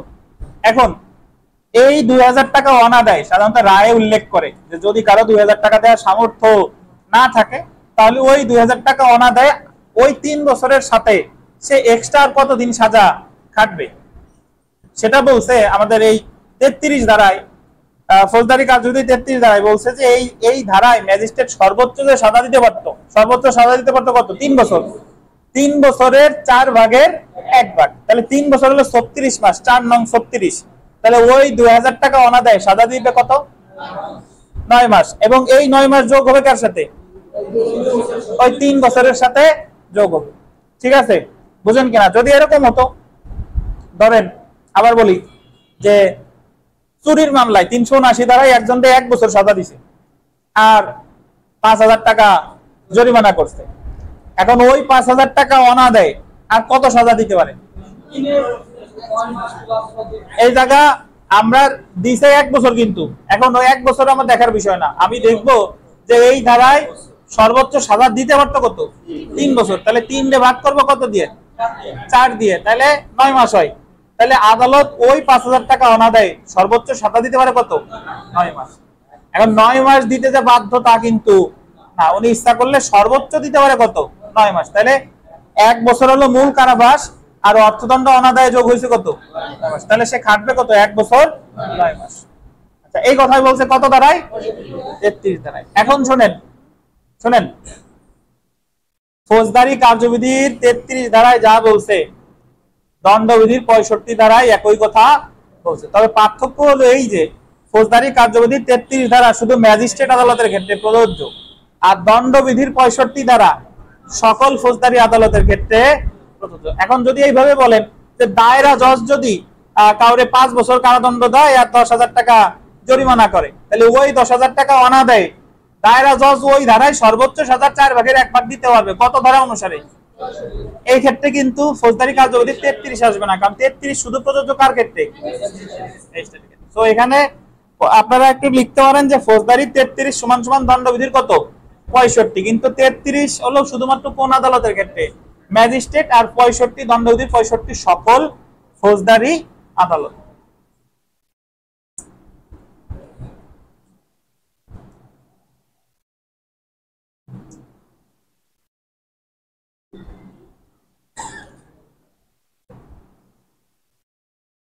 জরিমানা অনাদায়ে ম্যাজিস্ট্রেটের দণ্ড প্রদানের ক্ষমতা, power to magistrate to sentence to imprisonment in default of fine.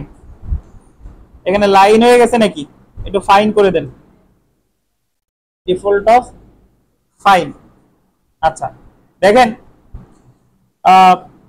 জরিমানা অনাদায়ে ম্যাজিস্ট্রেট আদালত আইনে অনুমোদিত যে কোনো মেয়াদের কারাদণ্ড প্রদান করতে পারবেন, তবে শর্ত হলো কারাদণ্ডের মেয়াদ এই কার্যবিধি অনুসারে ম্যাজিস্ট্রেটের ক্ষমতার বাইরে হবে না। উনি যে কারাদণ্ডটা দিবেন সেটা ওনার যে ক্ষমতা আছে তার কিসে হবে না? বাইরে হবে না।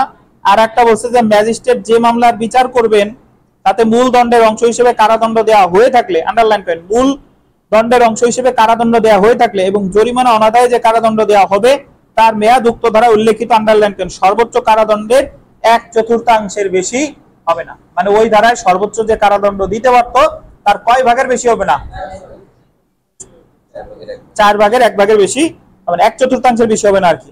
তারপরে দেখেন যে 32 ধারা অনুসারে ম্যাজিস্ট্রেট সর্বাধিক মেয়াদের মূল কারাদণ্ড দিতে পারেন, তার সাথে এই ধারা অনুসারে প্রদত্ত কারাদণ্ড যোগ করা যেতে পারে। মানে 32 ধারায় তো বলছে ম্যাজিস্ট্রেটের দণ্ড প্রদানের সাধারণ ক্ষমতা, তাহলে যদি ম্যাজিস্ট্রেট 5 বছর দেয় আর 10,000 টাকা জরিমানা করে প্রথম শ্রেণীর ম্যাজিস্ট্রেট, তাহলে ওই 10,000 টাকা অনাদায়ে দেখবো যে ওই ধারায় সর্বোচ্চ কি কারাদণ্ড দিতে পারতো? তার 4 ভাগের কি 1 ভাগ, তাহলে 5 বছরের সাথে যোগ হবে 4 ভাগের 1 ভাগ। এই হচ্ছে কথা। তো এখন তাহলে আপনারা বলেন যে দণ্ডবিধি 65 ধারার সাথে ফৌজদারি কার্যবিধি 33 ধারা পার্থক্য কি? ওটা সকল আদালত, 65 ধারা সকল ফৌজদারি আদালত, আর 33 ধারা শুধুমাত্র কার ক্ষেত্রে? ম্যাজিস্ট্রেট আদালতের ক্ষেত্রে। আচ্ছা, আর একটা বিষয় এখানে নাই, আমরা দণ্ডবিধিতে পড়বো, সেটা হচ্ছে যে শুধুমাত্র অর্থদণ্ড যদি দেয় তাহলে দণ্ডবিধি 67 ধারা 50 টাকা হইলে 2 মাস, 100 টাকা হইলে 4 মাস, আর 100 টাকার বেশি হইলে কত? 6 মাস। এটা এখন না জানলেও সমস্যা নাই, ওই মুহূর্তে গিয়ে পড়বো। আমরা আবার বইতে ফেরত আসি। দেখেন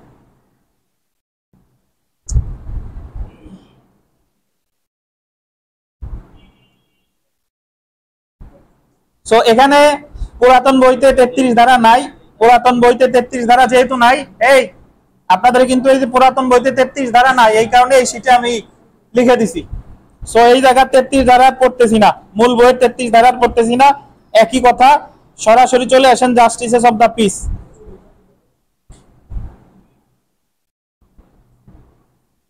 ধারা 22 থেকে 25 জাস্টিসেস অফ দ্য পিস। এখন জাস্টিসেস অফ দ্য পিস আসলে কে?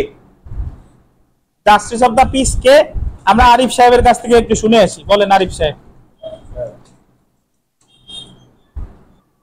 ভাই, জাস্টিস অফ দ্য পিস হচ্ছে যে যিনি ন্যায় বিচারের স্বার্থে যে কোনো সময় যে কোনো পদক্ষেপ গ্রহণ করতে পারেন, মানে ওনার কাছে কারো গিয়ে অভিযোগ দায়ের করা লাগবে না, উনি স্বপ্রণোদিত হয়ে পদক্ষেপ গ্রহণ করতে পারবেন, এরকম ব্যক্তিরই কি বলে?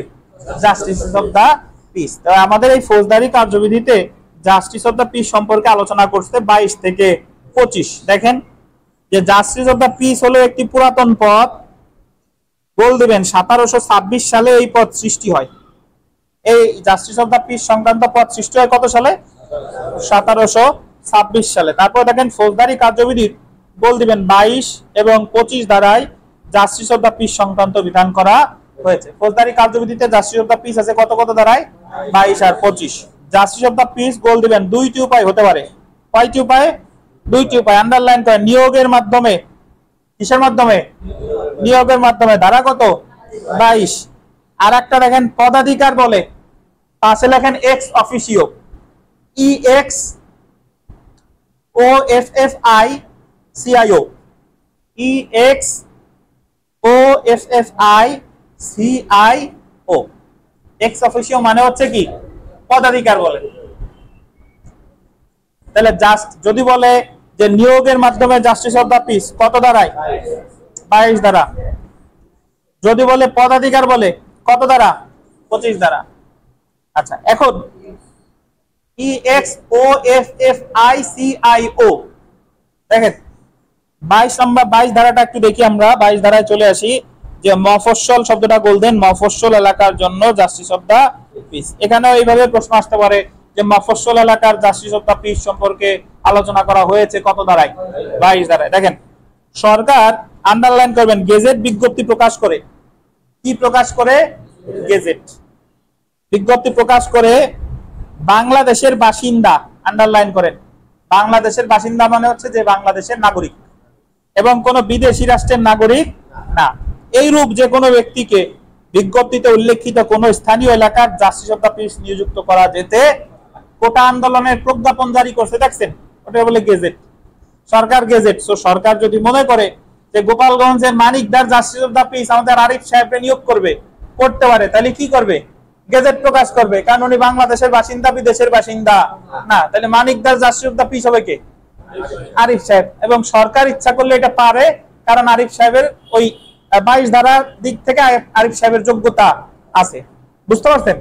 তাহলে জাস্টিস অফ দ্য পিস সরকার গেজেট প্রজ্ঞাপনের মাধ্যমে নিয়োগ করবে কত ধারায়? কোন এলাকার জন্য? মফস্বল এলাকার জন্য। কোন দেশের নাগরিক হইতে হবে? কোন দেশের বাসিন্দা হবে না? বিদেশে। 25-এ চলে আসি। দেখেন ধারা 25, পদাধিকার বলে জাস্টিস অফ দ্য পিস। পদাধিকার বলে শব্দটা হচ্ছে, এটার ইংরেজি প্রতিশব্দ হচ্ছে কি? এক্স অফিসিও, মানে কাউরে নিয়োগ করে নাই, সে automatically justice of the peace হয়ে আছে। যেরকম অ্যাটর্নি জেনারেল পদাধিকার বলে বার কাউন্সিলের কি? চেয়ারম্যান। দেখেন সুপ্রিম কোর্টের গোল দেবেন প্রত্যেক বিচারক, পদাধিকার বলে গোল দিবেন সমগ্র বাংলাদেশের justice of the piece. Supreme কোর্টের কয়টা বিভাগ? কি কি? ওই জায়গায় যারা বিচার কার্য পরিচালনা করে তাদেরকে বিচারকও বলে, বিচারপতিও বলে। তাহলে সুপ্রিম কোর্টের 2 বিভাগের বিচারপতিগণ সারা বাংলাদেশের কি? অন্য কোনো নির্দিষ্ট এলাকার জন্য না, সারা বাংলাদেশের জাস্টিস অফ দ্য পিস। তারপরে দেখেন এরপরে বলতেছে দায়রা বিচারকগণ। এর লেখা দায়রা বিচারকের গণ লেখেন দায়রা জজ, শুধু দায়রা জজ হবে। দায়রা বিচারকগণ মানে হচ্ছে দায়রা জজ একজন, শুধু দায়রা জজ। দায়রা জজগণ হলে ঠিক হয়। দায়রা কি হবে? জজগণ, জজ, দায়রা জজ। ঠিক আছে। তারপরে চিফ জুডিশিয়াল ম্যাজিস্ট্রেটগণ, আর একটা হচ্ছে মেট্রোপলিটন ম্যাজিস্ট্রেটগণ। দায়রা গোপালগঞ্জে দায়রা জজ কয়জন? গোপালগঞ্জে চিফ জুডিশিয়াল ম্যাজিস্ট্রেট কয়জন? একজন। গোপালগঞ্জে তো মেট্রোপলিটন ম্যাজিস্ট্রেট নাই। মেট্রোপলিটন ম্যাজিস্ট্রেট কোথায় আছে? সকল মেট্রোপলিটন এলাকায়। তো মেট্রোপলিটন ম্যাজিস্ট্রেট 30, 40, 50 জন অনেকেই থাকে এলাকা ভেদে। তো ঢাকায় যদি 40 জন মেট্রোপলিটন ম্যাজিস্ট্রেট থাকে, পদাধিকার বলে দেখেন তাদের অধিক্ষিপ্ত এলাকার জন্য জাস্টিস অফ দা পিস। তাহলে গোপালগঞ্জের জাস্টিস অফ দা পিস পদাধিকার বলে কে বলেন তো? দায়রা জজ আর কে? চিফ জুডিশিয়াল ম্যাজিস্ট্রেট, দুইজন। কে কে? দায়রা জজ আর চিফ জুডিশিয়াল ম্যাজিস্ট্রেট। আর একটা সময় পর্যন্ত আমাদের ডিসি সাহেবরা, ডেপুটি কমিশনার, জেলা প্রশাসক, উনি জাস্টিস অফ দা পিস ছিলেন। বাট ওনাদের 2009 সালে যখন ফৌজদারি কার্যবিধি গতদিন আলোচনা করছি, যে বিচার বিভাগ স্বাধীন হওয়ার পর থেকে ওনাদের জাস্টিস অফ দা পিস থেকে কি দেওয়া হয়েছে? ক্ষমতা পোষণ করা হয়েছে। এখন এই ক্ষমতাটা দেওয়া হয়েছে কাদের? দায়রা জজ আর কে? Chief judicial magistrate. 2009 সালের আগে চিফ জুডিশিয়াল ম্যাজিস্ট্রেটের জাস্টিস অফ দা পিসের ক্ষমতা ছিল না। তাহলে যদি পরীক্ষায় প্রশ্ন আসে যে অমুক জেলার জাস্টিস অফ দা পিস কে, পদাধিকার বলে দায়রা জজ আর চিফ জুডিশিয়াল ম্যাজিস্ট্রেট। বুঝতে পারছেন? আর সুপ্রিম কোর্টের বিচারক তো সারা বাংলাদেশের জন্যই জাস্টিস অফ দা পিস। আর যদি এইভাবে বলে যে চিফ জুডিশিয়াল ম্যাজিস্ট্রেটদের জাস্টিস অফ দা পিস হিসেবে ক্ষমতা দেওয়া হয় কত সালে? কত সালের সংশোধনীতে? 2009 সালের সংশোধনীতে। এর আগে ছিল কাদের? জেলা ম্যাজিস্ট্রেট। জেলা ম্যাজিস্ট্রেট। বুঝতে পারছেন? আচ্ছা, জেলা ম্যাজিস্ট্রেটের, জেলা প্রশাসকের উনি পদ একটা, বাট ওনার ব্যক্তি একজন, ওনার পদ কিন্তু তিনটা। একটা হলো ডিস্ট্রিক্ট কালেক্টর, যখন দেওয়ানি কার্যবিধির অধীন দায়িত্ব পালন করে তখন ওনারা বলে ডিস্ট্রিক্ট কালেক্টর। যখন উনি ওই জেলা প্রশাসনের কাজ করে ডেপুটি কমিশনার। আর যখন উনি ফৌজদারি কার্যবিধি অনুসারে কাজ করেন তখন বলে DM, district magistrate. District magistrate. লোক কিন্তু একজনই। জি। আচ্ছা, আমরা বিগত বছরের প্রশ্ন দেখি, তাহলে justice of the peace related কিছু আসলে এই জায়গা থেকে যেন ছুটে না যায়। আমি সব অপশন আপনারে সব বলে দিলাম যে জাস্টিস অফ দা পিস আছে 22 আর 25, মফস্বল এলাকার জন্য 22, আর এক্স অফিসিও 25, আর সরকার গেজেট নোটিফিকেশনের মাধ্যমে মফস্বল এলাকায় 22, আর বাংলাদেশের নাগরিক হবে, বিদেশের নাগরিক হবে না। আর সুপ্রিম কোর্টের বিচারক সারা বাংলাদেশের জাস্টিস অফ দা পিস, আর স্ব এলাকার জন্য দায়রা জজ, চিফ জুডিশিয়াল ম্যাজিস্ট্রেট, আর একটা হলো কি মেট্রোপলিটন। এখানে একটা জিনিস মজার বিষয়, আচ্ছা নাই, এখানে দেখেন একটা জিনিস দেখেন, এই জায়গায় চিফ মেট্রোপলিটন ম্যাজিস্ট্রেট নাই। তার মানে chief metropolitan magistrate justice of the peace না। প্রথম শ্রেণীর ম্যাজিস্ট্রেট নাই, তার মানে তারা জাস্টিস অফ দা পিস না। এই জায়গা তিনজনের কথা বলা আছে স্ব এলাকার, দায়রা জজ, চিফ জুডিশিয়াল ম্যাজিস্ট্রেট আর কে? Metropolitan magistrate. শেষ। কেন নাই তারাই ভালো জানে, যারা আইন বানাইছে। লর্ড ম্যাকুলের ফেসবুক আইডি দেখেন নাকি? ওনার কাছে খোঁজ খবর নিয়ে জানা যাবে। দেখেন বিগত বছরের প্রশ্নতে আসি আমরা, যে নিম্নের কোন ব্যক্তি পদাধিকার বলে জাস্টিস অফ দা পিস? জেলা ম্যাজিস্ট্রেট, পুলিশ সুপারিনটেন্ডেন্ট, বিশেষ ক্ষমতাপ্রাপ্ত ম্যাজিস্ট্রেট। কে? Metropolitan magistrate. কে বলেন? Metropolitan magistrate.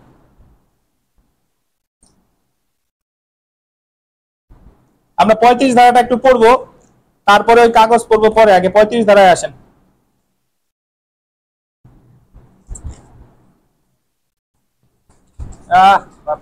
দেখেন ধারা 35, একই মামলায় বললেন, একই মামলায় ভিন্ন ভিন্ন অপরাধে দণ্ডিত হলে যে শাস্তি প্রদান করা যায়। একটু বুঝেন, যদি কোনো ব্যক্তিকে একটা মামলা, তার বিরুদ্ধে একাধিক অপরাধের জন্য চার্জ গঠন করা হয়েছে, অর্থাৎ তার বিরুদ্ধে ধরেন চার্জ আছে 323 এর আঘাত, 379 চুরি, এরপরে ধরেন 411 চোরাই মাল। তা ব্যক্তি একজন, বা তার বিরুদ্ধে অপরাধ কয়টা? তিনটা। কি কি?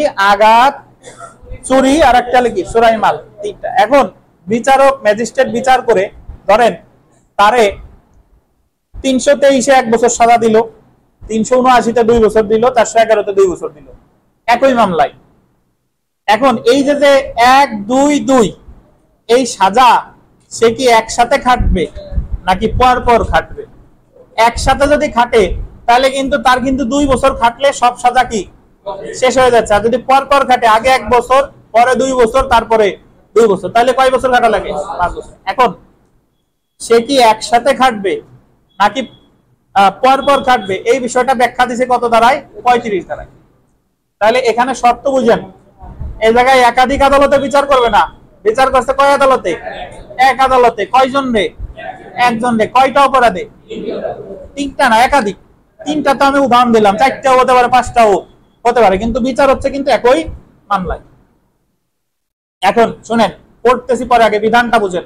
যদি ধরেন ওই যে বললাম 23 323 1, 379 2, 411 2, বিচারক যদি রায়ে বলে যে ডিপজলকে 323 1 বছর, 379 2 বছর এবং 411 2 বছর কারাদণ্ড প্রদান করা হলো, আর কিছু বলে নাই, একসাথে কাটবে নাকি পরপর কাটবে কিছু বলে নাই, তাহলে ধরে নেওয়া হবে পরপর কাটবে। মানে আগে সে 1 বছর, পরে 2 বছর, পরে কি 2 বছর, মানে তার খাটা লাগবে কত? যদি কিছুই না বলে তাহলে খাটবে পরপর। বুঝতে পারছেন? আর যদি বলে যে না, সকল সাজায় রায়ে উল্লেখ করে দিছে সকল সাজায় একসাথে শুরু হবে, তাহলে তো সব সাজা কি একসাথে শুরু হবে, তাহলে তার সর্বোচ্চ খাটা লাগতেছে কত? 2 বছর। কিন্তু যদি কিছুই না বলে তাহলে কি হবে? তাহলে পর পর। আর যদি বলে দেয় তাহলে কি একসাথে। বুঝতে পারছেন? আচ্ছা, এখানে আরেকটা কথা আছে, সেটা হচ্ছে, আচ্ছা সেটা 71, সেটা পরে, আগে এটা বোঝেন। আরেকটা কথা হলো যে পর পর সাজা খাটার ক্ষেত্রে, এই পর পর সাজা খাটার ক্ষেত্রে যাই হোক না কেন সে 14 বছরের বেশি সাজা খাটবে না। কয় বছরের বেশি? ধরেন একজন বিচারক একজন ব্যক্তির একই মামলায় 3টা ধারায় 10 বছর 10 বছর 10 বছর দিল, তাহলে যদি বলে সাজা পর পর খাটবে, তাহলে তার খাটা লাগে কত? 10 বছর 10 বছর, কয় বছর? 30 বছর। কিন্তু আই 35 ধারায় বলা আছে যে পর পর খাটার ক্ষেত্রে যাই হোক না কেন সর্বোচ্চ খাটবে কয় বছর? 14। বুঝতে পারছেন? পরীক্ষা আসবে যে পর পর সাজা খাটার ক্ষেত্রে সর্বোচ্চ কত বছরের বেশি হবে না। আর একটা পয়েন্ট মনে রাখতে হবে, তাহলে আমার 35 ধারা শেষ। সেটা হলো যদি ম্যাজিস্ট্রেট দেয়, তাহলে ম্যাজিস্ট্রেট তার সাধারণ এখতিয়ার বলে দণ্ড প্রদানের যে ক্ষমতা তার দ্বিগুণ হবে না। মানে একজন প্রথম শ্রেণী ম্যাজিস্ট্রেটের দণ্ড প্রদানের ক্ষমতা কত? 5 বছর। তাহলে উনি যদি 3টা ধারায় 15 বছর সাজা দেয়, যে আগে 5 5 5 15, কিন্তু আসামি খাটবে কত? কেন? ওনার দণ্ড প্রদানের ক্ষমতা কত? 5, দ্বিগুণের বেশি হবে না। 5 দ্বিগুণে কত? 10। তাহলে এই জায়গা 15 বছর হইলেও খাটবে কত? 10। এটা শুধু কার ক্ষেত্রে? ম্যাজিস্ট্রেটের ক্ষেত্রে। প্রথম শ্রেণী ম্যাজিস্ট্রেট কেন? যে কোনো ম্যাজিস্ট্রেট সাধারণ 32,000-এরকে ক্ষমতা দিছে। এবার একটু পড়ি, দেখেন কোনটা ভাই? হ্যাঁ, অটোমেটিক্যালি তো ম্যাজিস্ট্রেট ব্যতীত তৈরি হয়ে যাচ্ছে। দেখেন, সো আমরা 35টা পড়ি। দেখেন, একই মামলায় গোল দেন, আন্ডারলাইন করবেন, ভিন্ন ভিন্ন অপরাধে দণ্ডিত হলে যে শাস্তি প্রদান করা যায়, যে ক্ষেত্রে একটি বিচারে অভিযুক্ত গোল দিবেন 2 বা ততোধিক অপরাধের জন্য দণ্ডিত হয়। অভিযুক্ত 2 বা ততোধিক অপরাধের জন্য দণ্ডিত হয়। অপরাধ কয়টা? সেক্ষেত্রে শাস্তির পরিমাণ কি হবে সেটাই 35 ধারায় বলা হয়েছে। 35 ধারায় বলা হয়েছে, দেখেন, যখন কোনো ব্যক্তি একই বিচারে, যখন কোনো ব্যক্তি শব্দটা বললেন, মানে কয়জন ব্যক্তি? একজন ব্যক্তি গোল দিবেন একই বিচারে। একই বিচারে মানে কি? এক মামলায়। ঠিক আছে? 2 বা ততোধিক অপরাধের জন্য দণ্ডিত হয়, উক্ত ক্ষেত্রে দণ্ডবিধির 71 ধারার বিধানাবলী সাপেক্ষে, 71 ধারা মানে আপাতত জানার দরকার নাই, আগে এটা বুঝেন, তারপরে 71 ধারা ব্যাখ্যা করব। আদালত এমন 2 বা ততোধিক অপরাধের জন্য বর্ণিত শাস্তি যা আদালত প্রদান করতে এখতিয়ার সম্পন্ন, সেটা থেকে পৃথক পৃথক শাস্তিতে তাকে দণ্ডিত করতে পারে। মূল ধারা পড়ে আপনি কিছুই বুঝেন নাই। পরেরটা দেখেন, এমন শাস্তি, আন্ডারলাইন করেন, কারাবাসের সমন্বয় হলে, আন্ডারলাইন করবেন, একটি কারাবাস শেষ হওয়ার পরে অন্যটি শুরু হবে। কিন্তু গোল দিবেন আদালত নির্দেশ প্রদান করলে। আদালত কি দিলে? নির্দেশ প্রদান করলে এমন কারাবাস গোল দিবেন একত্রে চলতে পারে। আদালত যদি নির্দেশ দেয় তাহলে কি চলবে? একত্রে। অর্থাৎ আদালত, আন্ডারলাইন করে, নির্দেশ প্রদান না করলে, যদি আদালত কি না দেয়, নির্দেশ না দেয়, তাহলে একটি কারাবাস শেষ হওয়ার পর অন্যটি কি শুরু হবে। তো যদি এইভাবে বলে, যে পরীক্ষায় প্রশ্ন আসলো যে ম্যাজিস্ট্রেট একটা মামলায় দিনেশকে 2 বছর 2 বছর 2 বছর কারাদণ্ড দিল একই মামলায়, 3টা ধারায়, আর কিছু বলে নাই। তাহলে দিনেশ মোট খাটবে কয় বছর? আগে 2 বছর 2 বছর 2 বছর, মোট 6 বছর, মোট 6 বছর। আর যদি বলে দিতে যে সকল সাজা একসাথে শুরু হবে, তাহলে কত হতো? তাহলে কত বলেন? 2 বছর কাটলেই তো সব সাজা কি হয়ে যাচ্ছে? শেষ হয়ে যাচ্ছে। ঠিক আছে?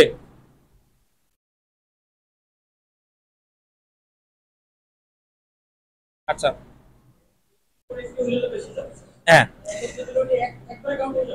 হ্যাঁ একবারে একত্রে, মানে তো আপনি তো সকল সাজা যদি একসাথে শুরু হয়, যে আমার ওই সাজাও এই সাজা এই সাজা সকল সাজা একসাথে শুরু হয়েছে, তাহলে তো সর্বোচ্চ যেটা সেটা কাটলেই তো সব শেষ হয়ে যাচ্ছে। ধরেন এক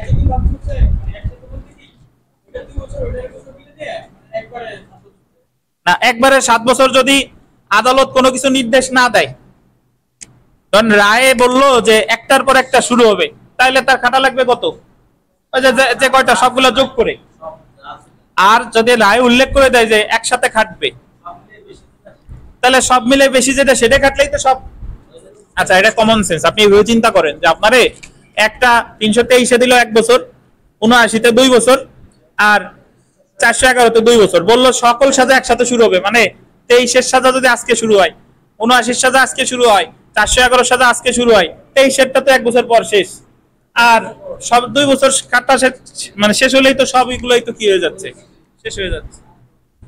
আচ্ছা, সো এখানে একটা জিনিস লেখেন যে একত্রে, একত্রের ইংরেজি লেখেন concurrently, concurrently, CON,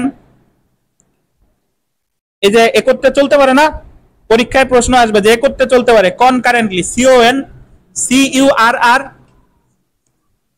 CURRENTLY, CON কন, CURRENTLY, কনকারেন্টলি।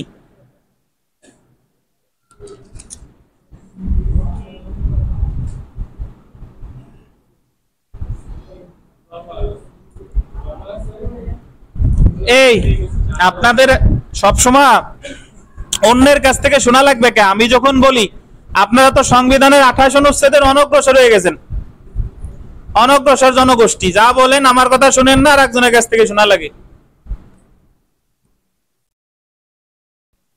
Concurrently,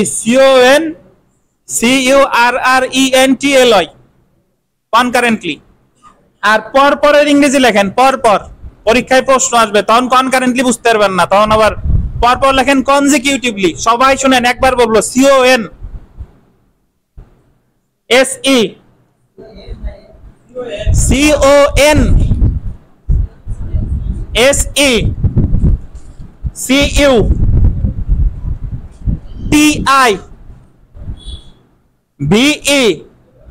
CUTIVELY। আবার বলি শুনেন, CON SECUTIVELY, consecutively।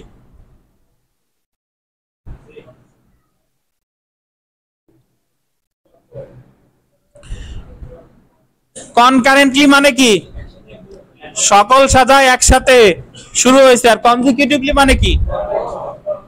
আচ্ছা, এখন আপনাদের একটা প্রশ্ন আমি বলি, ধরেন একটা মামলায় দিনেশকে ম্যাজিস্ট্রেট আদালত 3 বছরের সাজা দিছে, আর একটা মামলায় যুগ্ম জেলা জজ তারে 3 বছরের সাজা দিছে। এখন এই জায়গায় ম্যাজিস্ট্রেট আদালত বা যুগ্ম জেলা জজ উভয় সাজা একসাথে শুরু করার বা একটার পর একটা চলবে এরকম আদেশ দিতে পারবে কিনা 35 ধারায়? পারবে কিনা বলেন? 35 এই ওই মামলা ওর মতো, এই মামলা এর মতো, বুঝতে পারছেন? আপনি যদি 35 অ্যাপ্লিকেবল করতে চান, তাহলে মামলা কি একটাই, একটাই, আলাদা আলাদা হইলে কিন্তু 35 অ্যাপ্লিকেবল হবে না, বুঝতে পারছেন? সব পরীক্ষায় প্রশ্ন আসবে যে ম্যাজিস্ট্রেট দিছে এতদিন, যুগ্ম জেলা জজ দিছে এতদিন, এখন এই ক্ষেত্রে উভয় সাজা কি একসাথে চলবে নাকি আলাদা আলাদা চলবে? 35 ধারা অনুযায়ী সিদ্ধান্ত দেন। আপনি তো দিয়ে দিবেন যে একসাথেও চলতে পারে আবার আলাদা আলাদাও চলতে পারে, কিন্তু এই জায়গা তো 35 অ্যাপ্লিকেবল হবেই না, কারণ দুইটা তো কি আদালত। জি,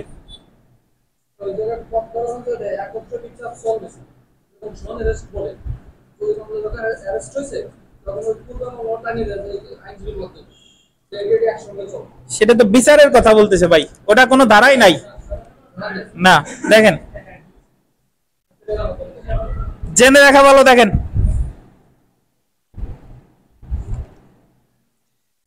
তবে পরপর কারাবাসের ক্ষেত্রে অভিযুক্ত ব্যক্তিকে গোল দিবেন 14 বছরের বেশি মেয়াদের কারাদণ্ড দেওয়া যাবে না। কয় বছরের বেশি? 14 বছরের বেশি। পরপর কনজিকিউটিভলি ক্ষেত্রে, যে ক্ষেত্রে কনজিকিউটিভলি আপনি খাটতেছেন সেই ক্ষেত্রে সর্বোচ্চ খাটবেন কত বছর? 14 বছর। মামলাটি ম্যাজিস্ট্রেট কর্তৃক বিচার করলে আন্ডারলাইন করেন মোট শাস্তির পরিমাণ ম্যাজিস্ট্রেট তার গোল দিবেন সাধারণ এখতিয়ার। সাধারণ এখতিয়ারটা গোল দেন, পাইছেন? সাধারণ এখতিয়ারে যে শাস্তি প্রদান করতে পারে তার দ্বিগুণ হবে না। ম্যাজিস্ট্রেটের দণ্ড প্রদানের এখতিয়ার কয়টা? একটা হলো সাধারণ এখতিয়ার 32, বিশেষ এখতিয়ার 33 ক।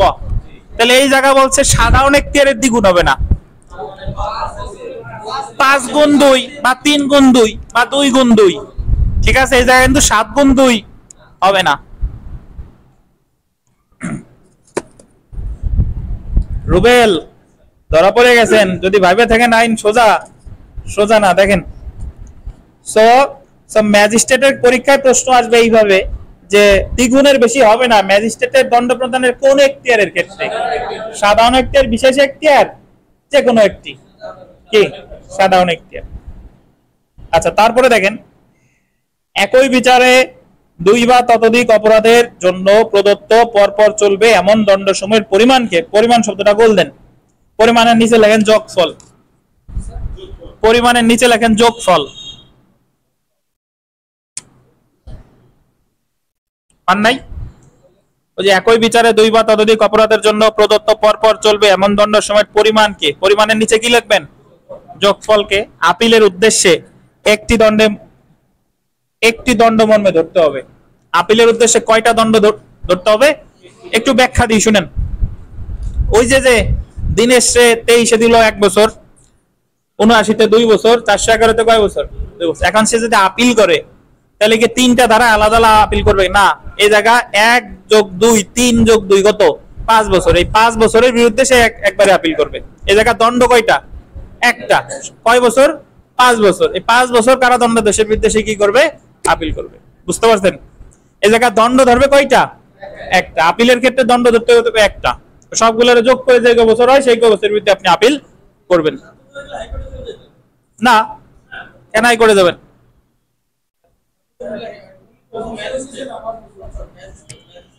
বুঝতে পারছেন? যদি দায়রা যুগ্ম দায়রা জজের 6 বছরের 5 বছরের বেশি হয় তাহলে যাবে কোথায়? হাইকোর্টে। আর ম্যাজিস্ট্রেট যাই দেখ না কেন সর্বোচ্চ কোথায়? দায়রা জজ। বুঝতে পারছেন? তাহলে 35 ধারার কি পয়েন্টগুলো যদি আমরা বলি যে কোথা থেকে প্রশ্ন আসতে পারে। 35 ধারায় বলছে বিচার হবে কয়টা? একটা। কয়জন ব্যক্তির? একজন। কয়টা অপরাধ? একাধিক অপরাধ। যদি দণ্ডিত করে তাহলে ওই দণ্ড খাটবে সে কি একসাথে না পরপর? যদি আদালত কিছু না বলে তাহলে খাটবে কনজিকিউটিভলি, পরপর। আর আদালত বললে কি? একসাথে, কনকারেন্টলি। তবে যদি একটা না হয় কয় বছরের বেশি হবে না? মানে একটা না বলতে পরপর হইলে 14 বছরের বেশি হবে না। আর ম্যাজিস্ট্রেট যদি হয় তার সাধারণ এখতিয়ার বলে যে দণ্ড দিতে পারতো, তার কতদিন বেশি। আর আপিলের ক্ষেত্রে সকল দণ্ড একসাথে যোগ করে কয়টা দণ্ড গ্রহণ করতে হবে? একটা।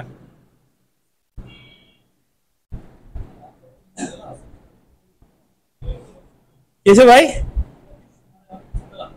আচ্ছা দেখেন, আচ্ছা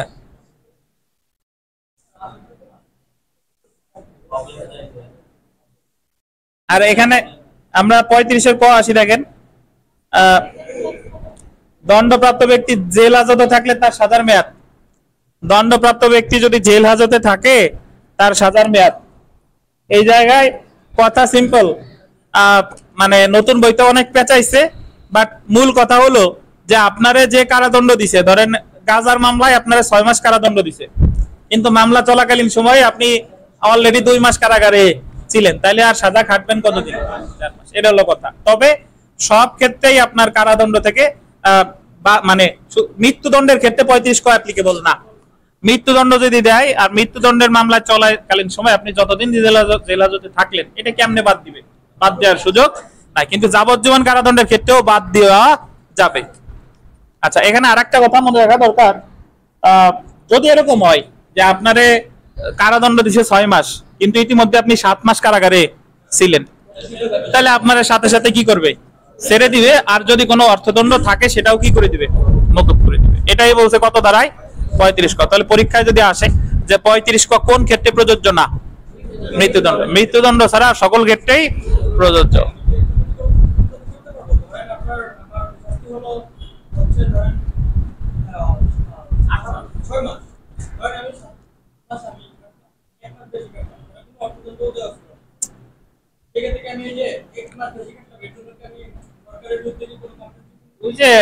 দেওয়ানি মামলা তো করতেই পারেন। দেওয়ানি মামলা ওই যে জি, ফৌজদারি মামলা তো সব দেওয়ানি ক্ষতিপূরণ, ঠিক আছে। আচ্ছা, কোনটা? না না, রায় উল্লেখ থাকার দরকার নাই।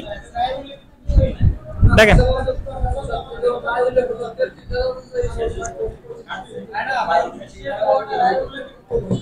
এই থামেন,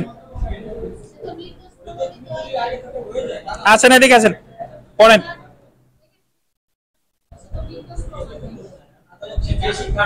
আচ্ছা, যাই হোক, সেটা পরের বিষয়। আগে আমরা মূল জিনিস শেষ করি, আসেন। দণ্ডপ্রাপ্ত ব্যক্তি জেলহাজতে থাকলে তার সাজার মেয়াদ, বিচার চলাকালে আসামি জেলহাজতে থাকলে এবং বিচার শেষে আসামি কারাদণ্ড প্রাপ্ত হলে সেক্ষেত্রে দণ্ডিত হওয়ার পূর্বে আসামি যে মেয়াদে কারাবাসে ছিল তা কি দিতে হবে? বাদ দিতে হবে। কিন্তু আন্ডারলাইন করেন, উক্ত কারাবাসের মেয়াদ বাদ দেওয়া হবে না যদি গোল দিবেন আসামি মৃত্যুদণ্ডে দণ্ডিত হয়। তারপরে দেখেন, আসামি বিচার শেষে যে কারাদণ্ডে দণ্ডিত হয়েছে তা অপেক্ষা দণ্ডিত হওয়ার পূর্বে অধিক মেয়াদে কারাবাসে থাকলে, মানে যা দিল যা তার চেয়ে অলরেডি বেশি ছিল, আসামিকে কারাবাস থেকে মুক্তি দিতে হবে এবং আসামিকে যদি কোনো অর্থদণ্ডে দণ্ডিত করা হয় তাহলে উক্ত অর্থদণ্ড কি করা হবে? মওকুফ করা হবে। তারপরে দেখেন যে চূড়ান্ত কারাবাস হতে বিচার চলাকালীন ভোগকৃত কারাবাস বাদ দেওয়া। দেখেন, দণ্ডিত আসামি দণ্ডিত হওয়ার পূর্বে যে মেয়াদে কারাবাসে ছিল সেই মেয়াদ থেকে যে মেয়াদের কারাবাস দেওয়া হয়েছে সেখান থেকে বাদ দিতে হবে। এটা বাদ দেওয়া বাধ্যতামূলক। এটা বাদ দেওয়া কি? বাধ্যতামূলক। এখানে একটা উদাহরণ আছে, দেখি আমরা। যদি কোনো আসামি 10 বছর কারাদণ্ডে দণ্ডিত হয় এবং উক্ত অপরাধের জন্য বিচার চলাকালীন সময় 5 বছর কারাভোগ করে, সেক্ষেত্রে 10 বছরের চূড়ান্ত কারাবাস হতে বিচার চলাকালীন ভোগকৃত 5 বছর কারাবাস কি দিতে হবে? বাদ দিতে হবে। বুঝতে পারছেন? আর নতুন বইতে এই জায়গা বেশ পেঁচাপেচি করছে, সেটা হচ্ছে যে এই জায়গায় বলতেছে যে যাবজ্জীবন কারাদণ্ডের ক্ষেত্রেও বাদ যাবে। এই জায়গায় যাবজ্জীবন কারাদণ্ড বলতে বোঝানো হয়েছে 30 বছর। যাবজ্জীবন কারাদণ্ড বলতে কত বছর বলেন? 30 বছর। তবে কথা আছে, কথাটা হলো যে আতাউর রহমান মৃধা ভার্সেস স্টেট একটা মামলা আছে, এই মামলায় বলা হয়েছে যদি কোনো বিচারক রায়ে উল্লেখ করে যে ডিপজলকে যাবজ্জীবন কারাদণ্ডে দণ্ডিত করা হলো আমৃত্যু, আমৃত্যু শব্দটা ওই জায়গা আছে, তাহলে যাবজ্জীবন কারাদণ্ড কিন্তু 30 বছর না, যতদিন পর্যন্ত না মরতেছে ততদিন। বুঝতে পারছেন? হ্যাঁ, এটাও অ্যাপ্লিকেবল না। আর যদি রায়ে বলা থাকে আমৃত্যু শব্দটা নাই, শুধু কি আছে? যাবজ্জীবন কারাবাস, তাহলে ধরে নেবে কতদিন? 30 বছর। বুঝছেন? যদি আমৃত্যু বলে তাহলে যাবজ্জীবন কারাদণ্ডের মেয়াদ কত? আমৃত্যু। আর যদি বলে যে শুধু যাবজ্জীবন কারাদণ্ড তাহলে কত? 30 বছর। তো যদি পরীক্ষায় আসে যে 35 কতে যাবজ্জীবন কারাদণ্ড বলতে কতদিন বোঝানো হয়েছে? 30 বছর। ওই যে আতাউর রহমান মৃধা বনাম রাষ্ট্রের মামলা বলছে, এ আপনাদের আসবে না, কারণ কেস ল রিলেটেড প্রশ্ন প্রিলিমিনারিতে আসে না। বুঝতে পারছেন? এই যে আমাদের আসবে হলো মূল ধারায় কি আছে তাই।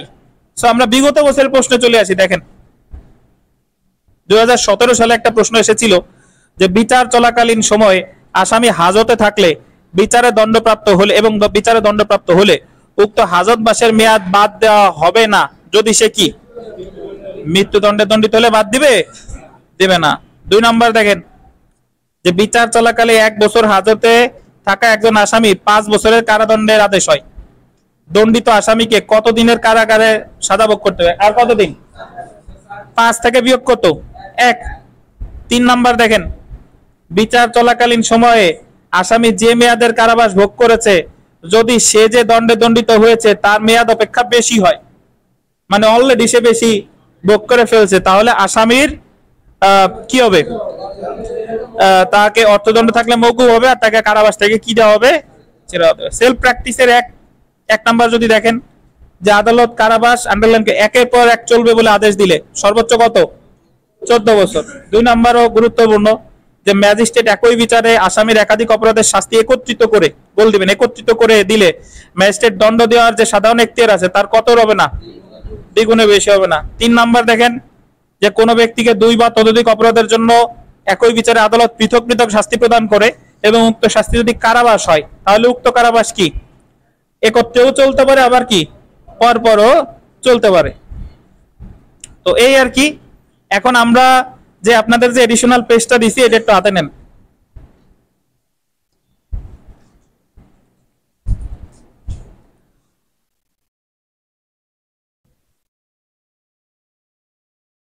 ছত্রিশ ধারাটা দেখেন, এখানকার 36 ধারা কিন্তু আমরা অলরেডি পড়ে ফেলেছি।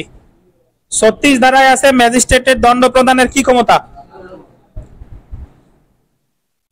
দেখেন ম্যাজিস্ট্রেটগণের সাধারণ ক্ষমতা বল দিবেন 3য় তফসিলে সকল জুডিশিয়াল বা নির্বাহী ম্যাজিস্ট্রেটের সাধারণ ক্ষমতা আছে। তাহলে আমরা জানি 3য় তফসিল সমান সমান কত ধারা, 36 ধারা। ধারা 37 দেখেন ম্যাজিস্ট্রেটগণের উপর আরোপযোগ্য অতিরিক্ত ক্ষমতা, এডিশনাল পাওয়ারস কনফারেবল অন ম্যাজিস্ট্রেট বল দিবেন 4র্থ তফসিলের সকল জুডিশিয়াল বা নির্বাহী ম্যাজিস্ট্রেটের অতিরিক্ত ক্ষমতা আছে। আমরা যখন তফসিল পড়ছিলাম যে 3য় তফসিলের বিষয়বস্তু আছে 36 ধারায় আর 4র্থ তফসিলের বিষয়বস্তু আছে কত ধারায়, 37 ধারা। 3য় তফসিলে আছে ম্যাজিস্ট্রেটের সাধারণ ক্ষমতা, কোন ম্যাজিস্ট্রেট, বিচারিক নির্বাহী। 4র্থ তফসিলে আছে ম্যাজিস্ট্রেটের অতিরিক্ত ক্ষমতা, কোন ম্যাজিস্ট্রেট। ধন্যবাদ। 42 ধারাটা দেখেন বিবিআই, যে ধারা 42 গোল দিবেন জনসাধারণ যে ক্ষেত্রে ম্যাজিস্ট্রেট বা পুলিশকে সাহায্য করবেন। জনসাধারণ মানে কারা, আমরা। দেখেন কোন ম্যাজিস্ট্রেট আন্ডারলাইন করেন জুডিশিয়াল বা নির্বাহী, ম্যাজিস্ট্রেট কোন ধরনের ম্যাজিস্ট্রেট, বিচারিক নির্বাহী যাই হোক না কেন, অথবা পুলিশ অফিসার যুক্তিসঙ্গতভাবে সাহায্য চাইলে প্রত্যেক লোক তাকে সাহায্য করতে বাধ্য থাকবেন। ম্যাজিস্ট্রেট অথবা পুলিশ অফিসার যদি কোনো আসামিরে গ্রেফতারের ক্ষেত্রে যদি জনসাধারণের সাহায্য চায়, যার কাছে সাহায্য চাইলো সে সাহায্য করতে কি বাধ্য। যদি সাহায্য না করে তাহলে বরং সে আর একটা অপরাধ করছে, দণ্ডবিধির 187 ধারায় সে দণ্ডিত হবে। যদি উনি সাহায্য চাইছে, আপনি সাহায্য, আসামি দৌড় দিছে ওরে ধর ধর ধর, আপনি ধরেন না, ইচ্ছা করে কি ছেড়ে দিয়েছেন, তাহলে আপনি অপরাধ করছেন কত ধারায়, 187 ধারায়, দণ্ডবিধির 187 ধারায়। এই যে দেখেন উক্ত জুডিশিয়াল বা নির্বাহী ম্যাজিস্ট্রেট বা পুলিশ কর্মকর্তা যে লোককে আন্ডারলাইন করেন গ্রেফতার করতে ক্ষমতাপ্রাপ্ত হয়েছেন, সে লোককে গ্রেফতার করতে বা তার পলায়ন কি করতে, প্রতিরোধ করতে। তারপরে দেখেন পান্না মাসুদ, শান্তিভঙ্গের আশঙ্কা প্রতিরোধে অথবা শান্তিভঙ্গ দমন করতে রেলপথ, খাল, টেলিগ্রাফ অথবা সরকারি সম্পত্তির প্রতি ক্ষতির প্রচেষ্টা প্রতিরোধের ব্যাপারে সাহায্য করতে। সহজ কথা হলো ম্যাজিস্ট্রেট বা পুলিশ অফিসার সাহায্য চাইলে জনসাধারণ সাহায্য করতে কি বাধ্য। এখন দেখেন 42 ধারায় দেখেন যদি কোনো ব্যক্তি সরকারি কোনো কর্মকর্তাকে সহায়তা না করেন তবে তিনি দণ্ডবিধি 187 ধারায় দণ্ডিত হবেন। দেখছেন যার কাছে সাহায্য চাইলো সে যদি সাহায্য না করে তাহলে সে কত ধারায় দণ্ডিত হবে, 187 ধারায়। সাজা কি আছে দেখেন, 1 মাস বিনাশ্রম কারাদণ্ড বা 200 টাকা পর্যন্ত অর্থদণ্ড বা উভয়, অথবা কি 6 মাস পর্যন্ত বিনাশ্রম কারাদণ্ড বা 500 টাকা পর্যন্ত অর্থদণ্ড। সাবধান, তাহলে যদি সাহায্য চায়, সাহায্য যদি না করেন তাহলে আপনি বরং একটা অপরাধ করছেন কত ধারায়, দণ্ডবিধির কত ধারায়, 100। ফৌজদারি কার্যবিধির 42 ধারার বিধি লঙ্ঘন করলে সে দণ্ডিত হবে।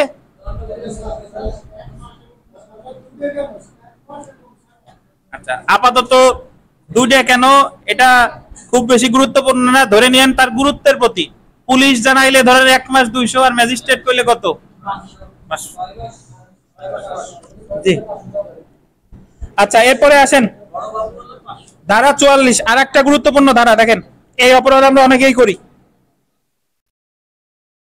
জনসাধারণ নির্দিষ্ট কিছু অপরাধের সংবাদ দিবেন, এটা একটু দেখেন। কোন লোক দণ্ডবিধির 121 আছে বাংলাদেশের বিরুদ্ধে যুদ্ধ ঘোষণা, 121 ক যুদ্ধ ঘোষণার ষড়যন্ত্র, 122 থেকে 24 ক এটা হলো রাষ্ট্রদ্রোহিতা, 302 থেকে 304 খুন নিন্দনীয় নরহত্যা। এছাড়া আরো আছে ডাকাতি, চুরি, এইগুলা যদি থাকে অন্যান্য ধারার অধীনে শাস্তিযোগ্য। আন্ডারলাইন করেন, কোন অপরাধ করেছে বা গোল দিবেন অভিপ্রায় আছে জানতে পারলে প্রত্যেকটি লোক অবিলম্বে আন্ডারলাইন করবেন নিকটস্থ ম্যাজিস্ট্রেট বা পুলিশ অফিসারকে এরূপ অপরাধ সংগঠনের অথবা সংগঠন করার অভিপ্রায় সম্পর্কে তথ্য দিবেন।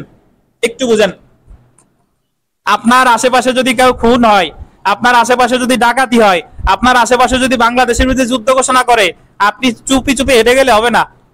এই বিষয়ে নিকটস্থ ম্যাজিস্ট্রেট বা পুলিশ অফিসারকে আপনার তথ্য দিতে হবে। বুঝতে পারছেন? যদি আপনি তথ্য না দেন তাহলে আপনি দণ্ডিত হবেন দণ্ডবিধির 176 অথবা 202 ধারায়। 176 অথবা কত ধারায়?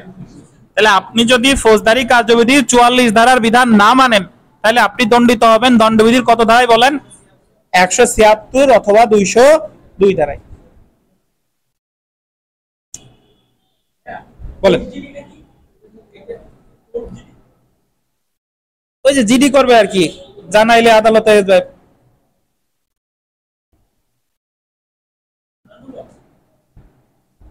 নন জিআর মামলা হিসেবে যদি কোর্টে এই টাইপের আর কি। আপনি যার কাছে যান, এ জায়গা তো আপনি সংবাদ পাওয়ার পরে যদি হত্যাকাণ্ড হয় আপনি হয় ম্যাজিস্ট্রেটের কাছে যাবেন না লেখার কাছে, থানায় যাবেন, তারা পদক্ষেপ নিবে। সো নামাজের বিরতি, নামাজ শেষে একটু পড়া আছে, 5-6 মিনিট পড়লে এটা শেষ হয়ে যাবে। তারপরে আমাদের ক্লাস টেস্ট। যদি কেউ চলে যেতে চান প্রশ্ন নিয়ে যেতে পারেন। বিরতির পর আমরা একটু শুরু করি। দেখেন অল্প একটু বাকি আছে। ধারা হচ্ছে আপনার 45। দেখেন আন্ডারলাইন করবেন, গ্রাম প্রধান, হিসাব রক্ষক, জমির মালিক, অন্যান্য কতিপয় ব্যক্তি নির্দিষ্ট কিছু বিষয়ে সংবাদ প্রদান করতে বাধ্য। অর্থাৎ দেখেন গ্রাম প্রধান, হিসাব রক্ষক, জমির মালিক, অন্যান্য কতিপয় ব্যক্তি নিম্নলিখিত নির্দিষ্ট কিছু বিষয়ে নিকটতম ম্যাজিস্ট্রেট বা আন্ডারলাইন করবেন থানার ভারপ্রাপ্ত কর্মকর্তাকে জানাতে বাধ্য। কি কি দেখেন? গ্রামে চোরাই মালের কোনো গ্রাহক অথবা বিক্রেতার বাসস্থান, যদি কোনো গ্রামে চোরাই মালের কোনো গ্রাহক থাকে বা কোনো বিক্রেতা থাকে তাহলে এই বিষয়ে গ্রাম প্রধান জানাবে কারে? ম্যাজিস্ট্রেট অথবা থানার ভারপ্রাপ্ত কর্মকর্তাকে। গ্রামে আশ্রয় গ্রহণকারী বা গ্রামের মধ্য দিয়ে যাতায়াতকারী গোল দিবেন ঠগ, ডাকাত বা অপরাধ করেছে বলে সন্দেহ আছে এমন কোন ব্যক্তি সম্পর্কে। এটা বুঝেন। ঠগ যারা বুঝেন না, আমরা দণ্ডবিধিতে পড়বো, যদি কোনো ব্যক্তি খুন যারা করে বা অপহরণ যারা করে এদের সাথে অভ্যাসগতভাবে মেলামেশা করে তাহলে তাদেরকে বলে ঠগ। তো যদি কোনো ঠগ থাকে বা ডাকাত থাকে বা অপরাধ করেছে বলে সন্দেহ হয়, এরকম কোনো সন্দেহ হলে গ্রাম প্রধান বা জমির মালিক অবশ্যই জানাবে কারে?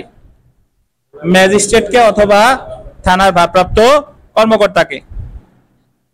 তারপরে দেখেন গ্রামে গোল দিবেন জামিন অযোগ্য অপরাধ সংগঠন বা এরূপ অপরাধ করার সংকল্প করার সংবাদ। জামিন অযোগ্য মানে হচ্ছে যে সকল অপরাধ দ্বিতীয় তফসিলের 5ম কলামে জামিন অযোগ্য এরকম কোন অপরাধ সংগঠন বা এরূপ অপরাধ করার সংকল্প মানে হচ্ছে কি? অভিপ্রায়, পরিকল্পনা। যদি জানে তাহলেও জানাতে হবে। তারপরে দেখেন যে গ্রামে অস্বাভাবিক বা সন্দেহজনক পরিস্থিতিতে কোনো মৃত্যু লাশ বা লাশের অংশ আবিষ্কার। আপনার জমিতে যদি ধরেন একটা লাশ পাইছেন আপনার পুকুরে, বিশ্ব রোডের পাশে আপনার পুকুর আছে, আপনি জমির মালিক, ঘেরে গিয়ে দেখলেন লাশ, তাহলে এই খবরটা আপনাকেই জানাতে হবে। কাকে? থানা বা ম্যাজিস্ট্রেটকে। তারপরে দেখেন এমন পরিস্থিতিতে গ্রাম থেকে জামিন অযোগ্য অপরাধ করা ব্যক্তির সন্দেহজনক নিখোঁজ। তো মোটামুটি কোনো অপরাধ যাই হোক না কেন সকল ক্ষেত্রে জানাতে হবে কাকে? ম্যাজিস্ট্রেট বা থানার ভারপ্রাপ্ত কর্মকর্তাকে। দেখেন তাহলে 44 এবং 45 ধারা তথ্য দিতে বাধ্য ব্যক্তি যদি নিকটস্থ পুলিশ বা ম্যাজিস্ট্রেটকে তথ্য না দেয় উক্ত ব্যক্তি দণ্ডবিধি 1860 202 বা লেখেন 176, একটু লেখেন 202 বা কত? 176 দ্বারাই দণ্ডিত হবেন, যার শাস্তি হলো যে কোনো বর্ণনার 6 মাস কারাদণ্ড বা অর্থদণ্ড বা উভয়। যদিও 176-এ 6 মাসও আছে 1 মাস আছে, শাস্তি এখানে অত গুরুত্বপূর্ণ না।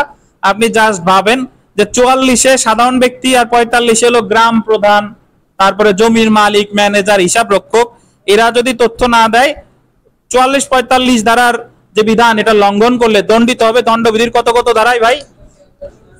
202 আর 176। ধন্যবাদ।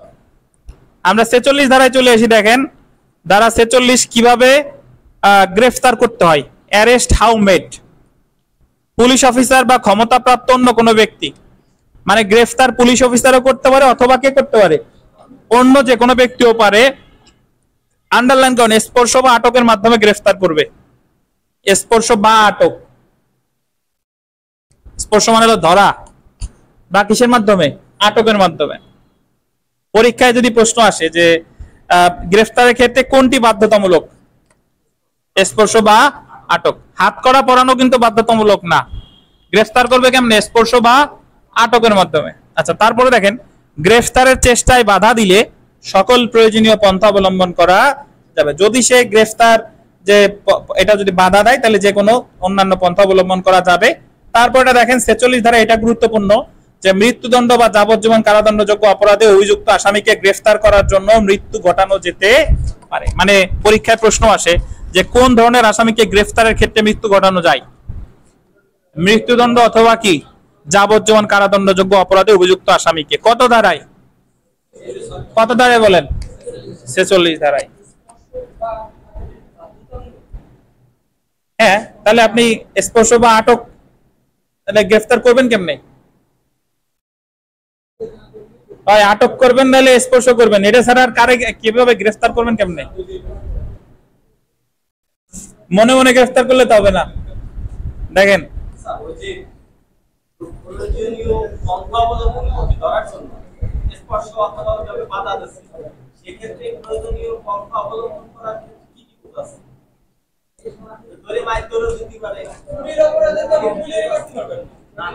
প্রয়োজনীয় পন্থা মানে যদি সে দৌড় দেয়, ঘর ভাঙা যাবে, বা ঘরে গিয়ে দরজা আটকায় রাখছে, এই যে বিধানগুলো এইগুলা।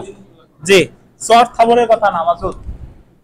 দেখেন আচ্ছা, সো 51 ধারাটা দেখেন। 51 ধারা যে গ্রেফতারকৃত ব্যক্তির দেহ তল্লাশি, সার্চ অফ অ্যারেস্টেড পারসন। যারা গ্রেফতার করা হলো তার দেহের তল্লাশির ব্যাপারে বলা হয়েছে কত ধারায়? 51 ধারায়। দেখেন গ্রেফতারকারী অফিসার অথবা কোনো বেসরকারি ব্যক্তি গ্রেফতার করলে, আমরা জানি পুলিশও গ্রেফতার করতে পারে, বেসরকারি ব্যক্তিও গ্রেফতার করতে পারে। আমরা সামনে পড়বো 59 ধারায়। তিনি যে পুলিশ অফিসারের নিকট অর্পণ করবেন সে দেহ তল্লাশি করতে পারবেন এবং প্রয়োজনীয় পরিধেয় বস্ত্র ছাড়া সবকিছু নিজের হেফাজতে কি রাখতে পারবেন। জাস্ট এতটুকু বুঝেন যে গ্রেফতারকৃত ব্যক্তির দেহ তল্লাশি কত ধারায়? 51 ধারায়। 52তে চলে আসেন, ধারা 52। স্ত্রী লোকের দেহ তল্লাশি, মোড অফ সার্চিং ওমেন।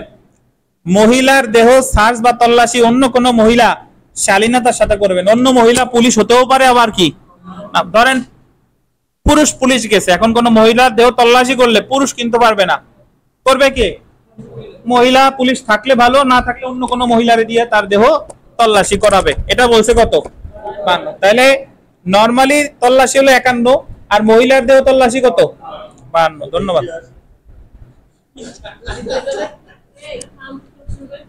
আচ্ছা দেখেন, তার আগে আপনারে আমি জিজ্ঞাসা করি, বলেন যে হিজড়ারা সম্পত্তি পায় কোন ভাবে? জানেন এটা? বলেন। এক্স্যাক্টলি। হিজড়ার তো কোন কোন কারো কারো দেহে স্ত্রী বৈশিষ্ট্য বেশি, কারো কারো দেহে কি পুরুষ বৈশিষ্ট্য বেশি। তো ধরে যদি তার স্ত্রী বৈশিষ্ট্য বেশি হয় তাহলে সে সম্পত্তি পাবে মেয়ে হিসেবে, আর যদি তার দেহে পুরুষালী ভাব বেশি হয় তাহলে সম্পত্তি পাবে কি? তাহলে যদি সে পুরুষ হয় তাহলে তার জন্য 51, আর যদি সে নিজের মহিলা হিসেবে দাবি করে তার জন্য কত? 52। দেখেন দেখেন দেখেন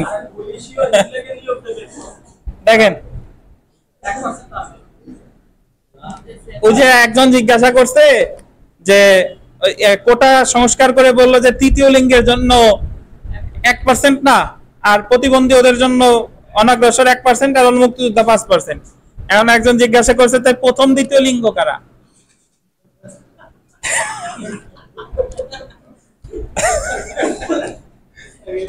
দেখেন দেখেন তাহলে আমরা 53 ধারায় আসি। দেখেন 53 ধারায় এখানে আক্রমণাত্মক অস্ত্র জব্দ করার ক্ষমতা। সো পাওয়ার টু সিজ অফেন্সিভ ওয়েপন। সো যদি বলে যে আক্রমণাত্মক অস্ত্র জব্দ করে কত ধারায়? দেখেন 53 ধারায়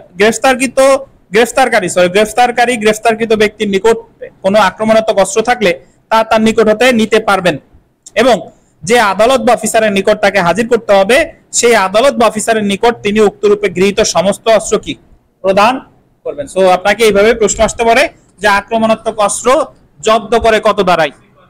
53 ধারায়। আর আপনারা কি জানেন যে জব্দ তালিকা আছে কত ধারায়? 103 ধারায়। সিজার লিস্ট আছে 103 ধারায়। সামনে পড়বো, সিজার লিস্ট আছে 103 ধারায়, ফৌজদারি কার্যবিধির 103 ধারায়। তো আজকে আমরা এই পর্যন্তই পড়বো, ধন্যবাদ। আগামীকাল আমরা এরপর থেকে পড়বো। এখন আমাদের পরীক্ষা অনুষ্ঠিত হবে। তো যারা এবং আর একটু বলে রাখা দরকার, আজকে যা পড়লাম এটার উপর ক্লাস টেস্ট আবার কবে? আগামীকাল শনিবার ইনশাআল্লাহ। ঠিক আছে, ধন্যবাদ।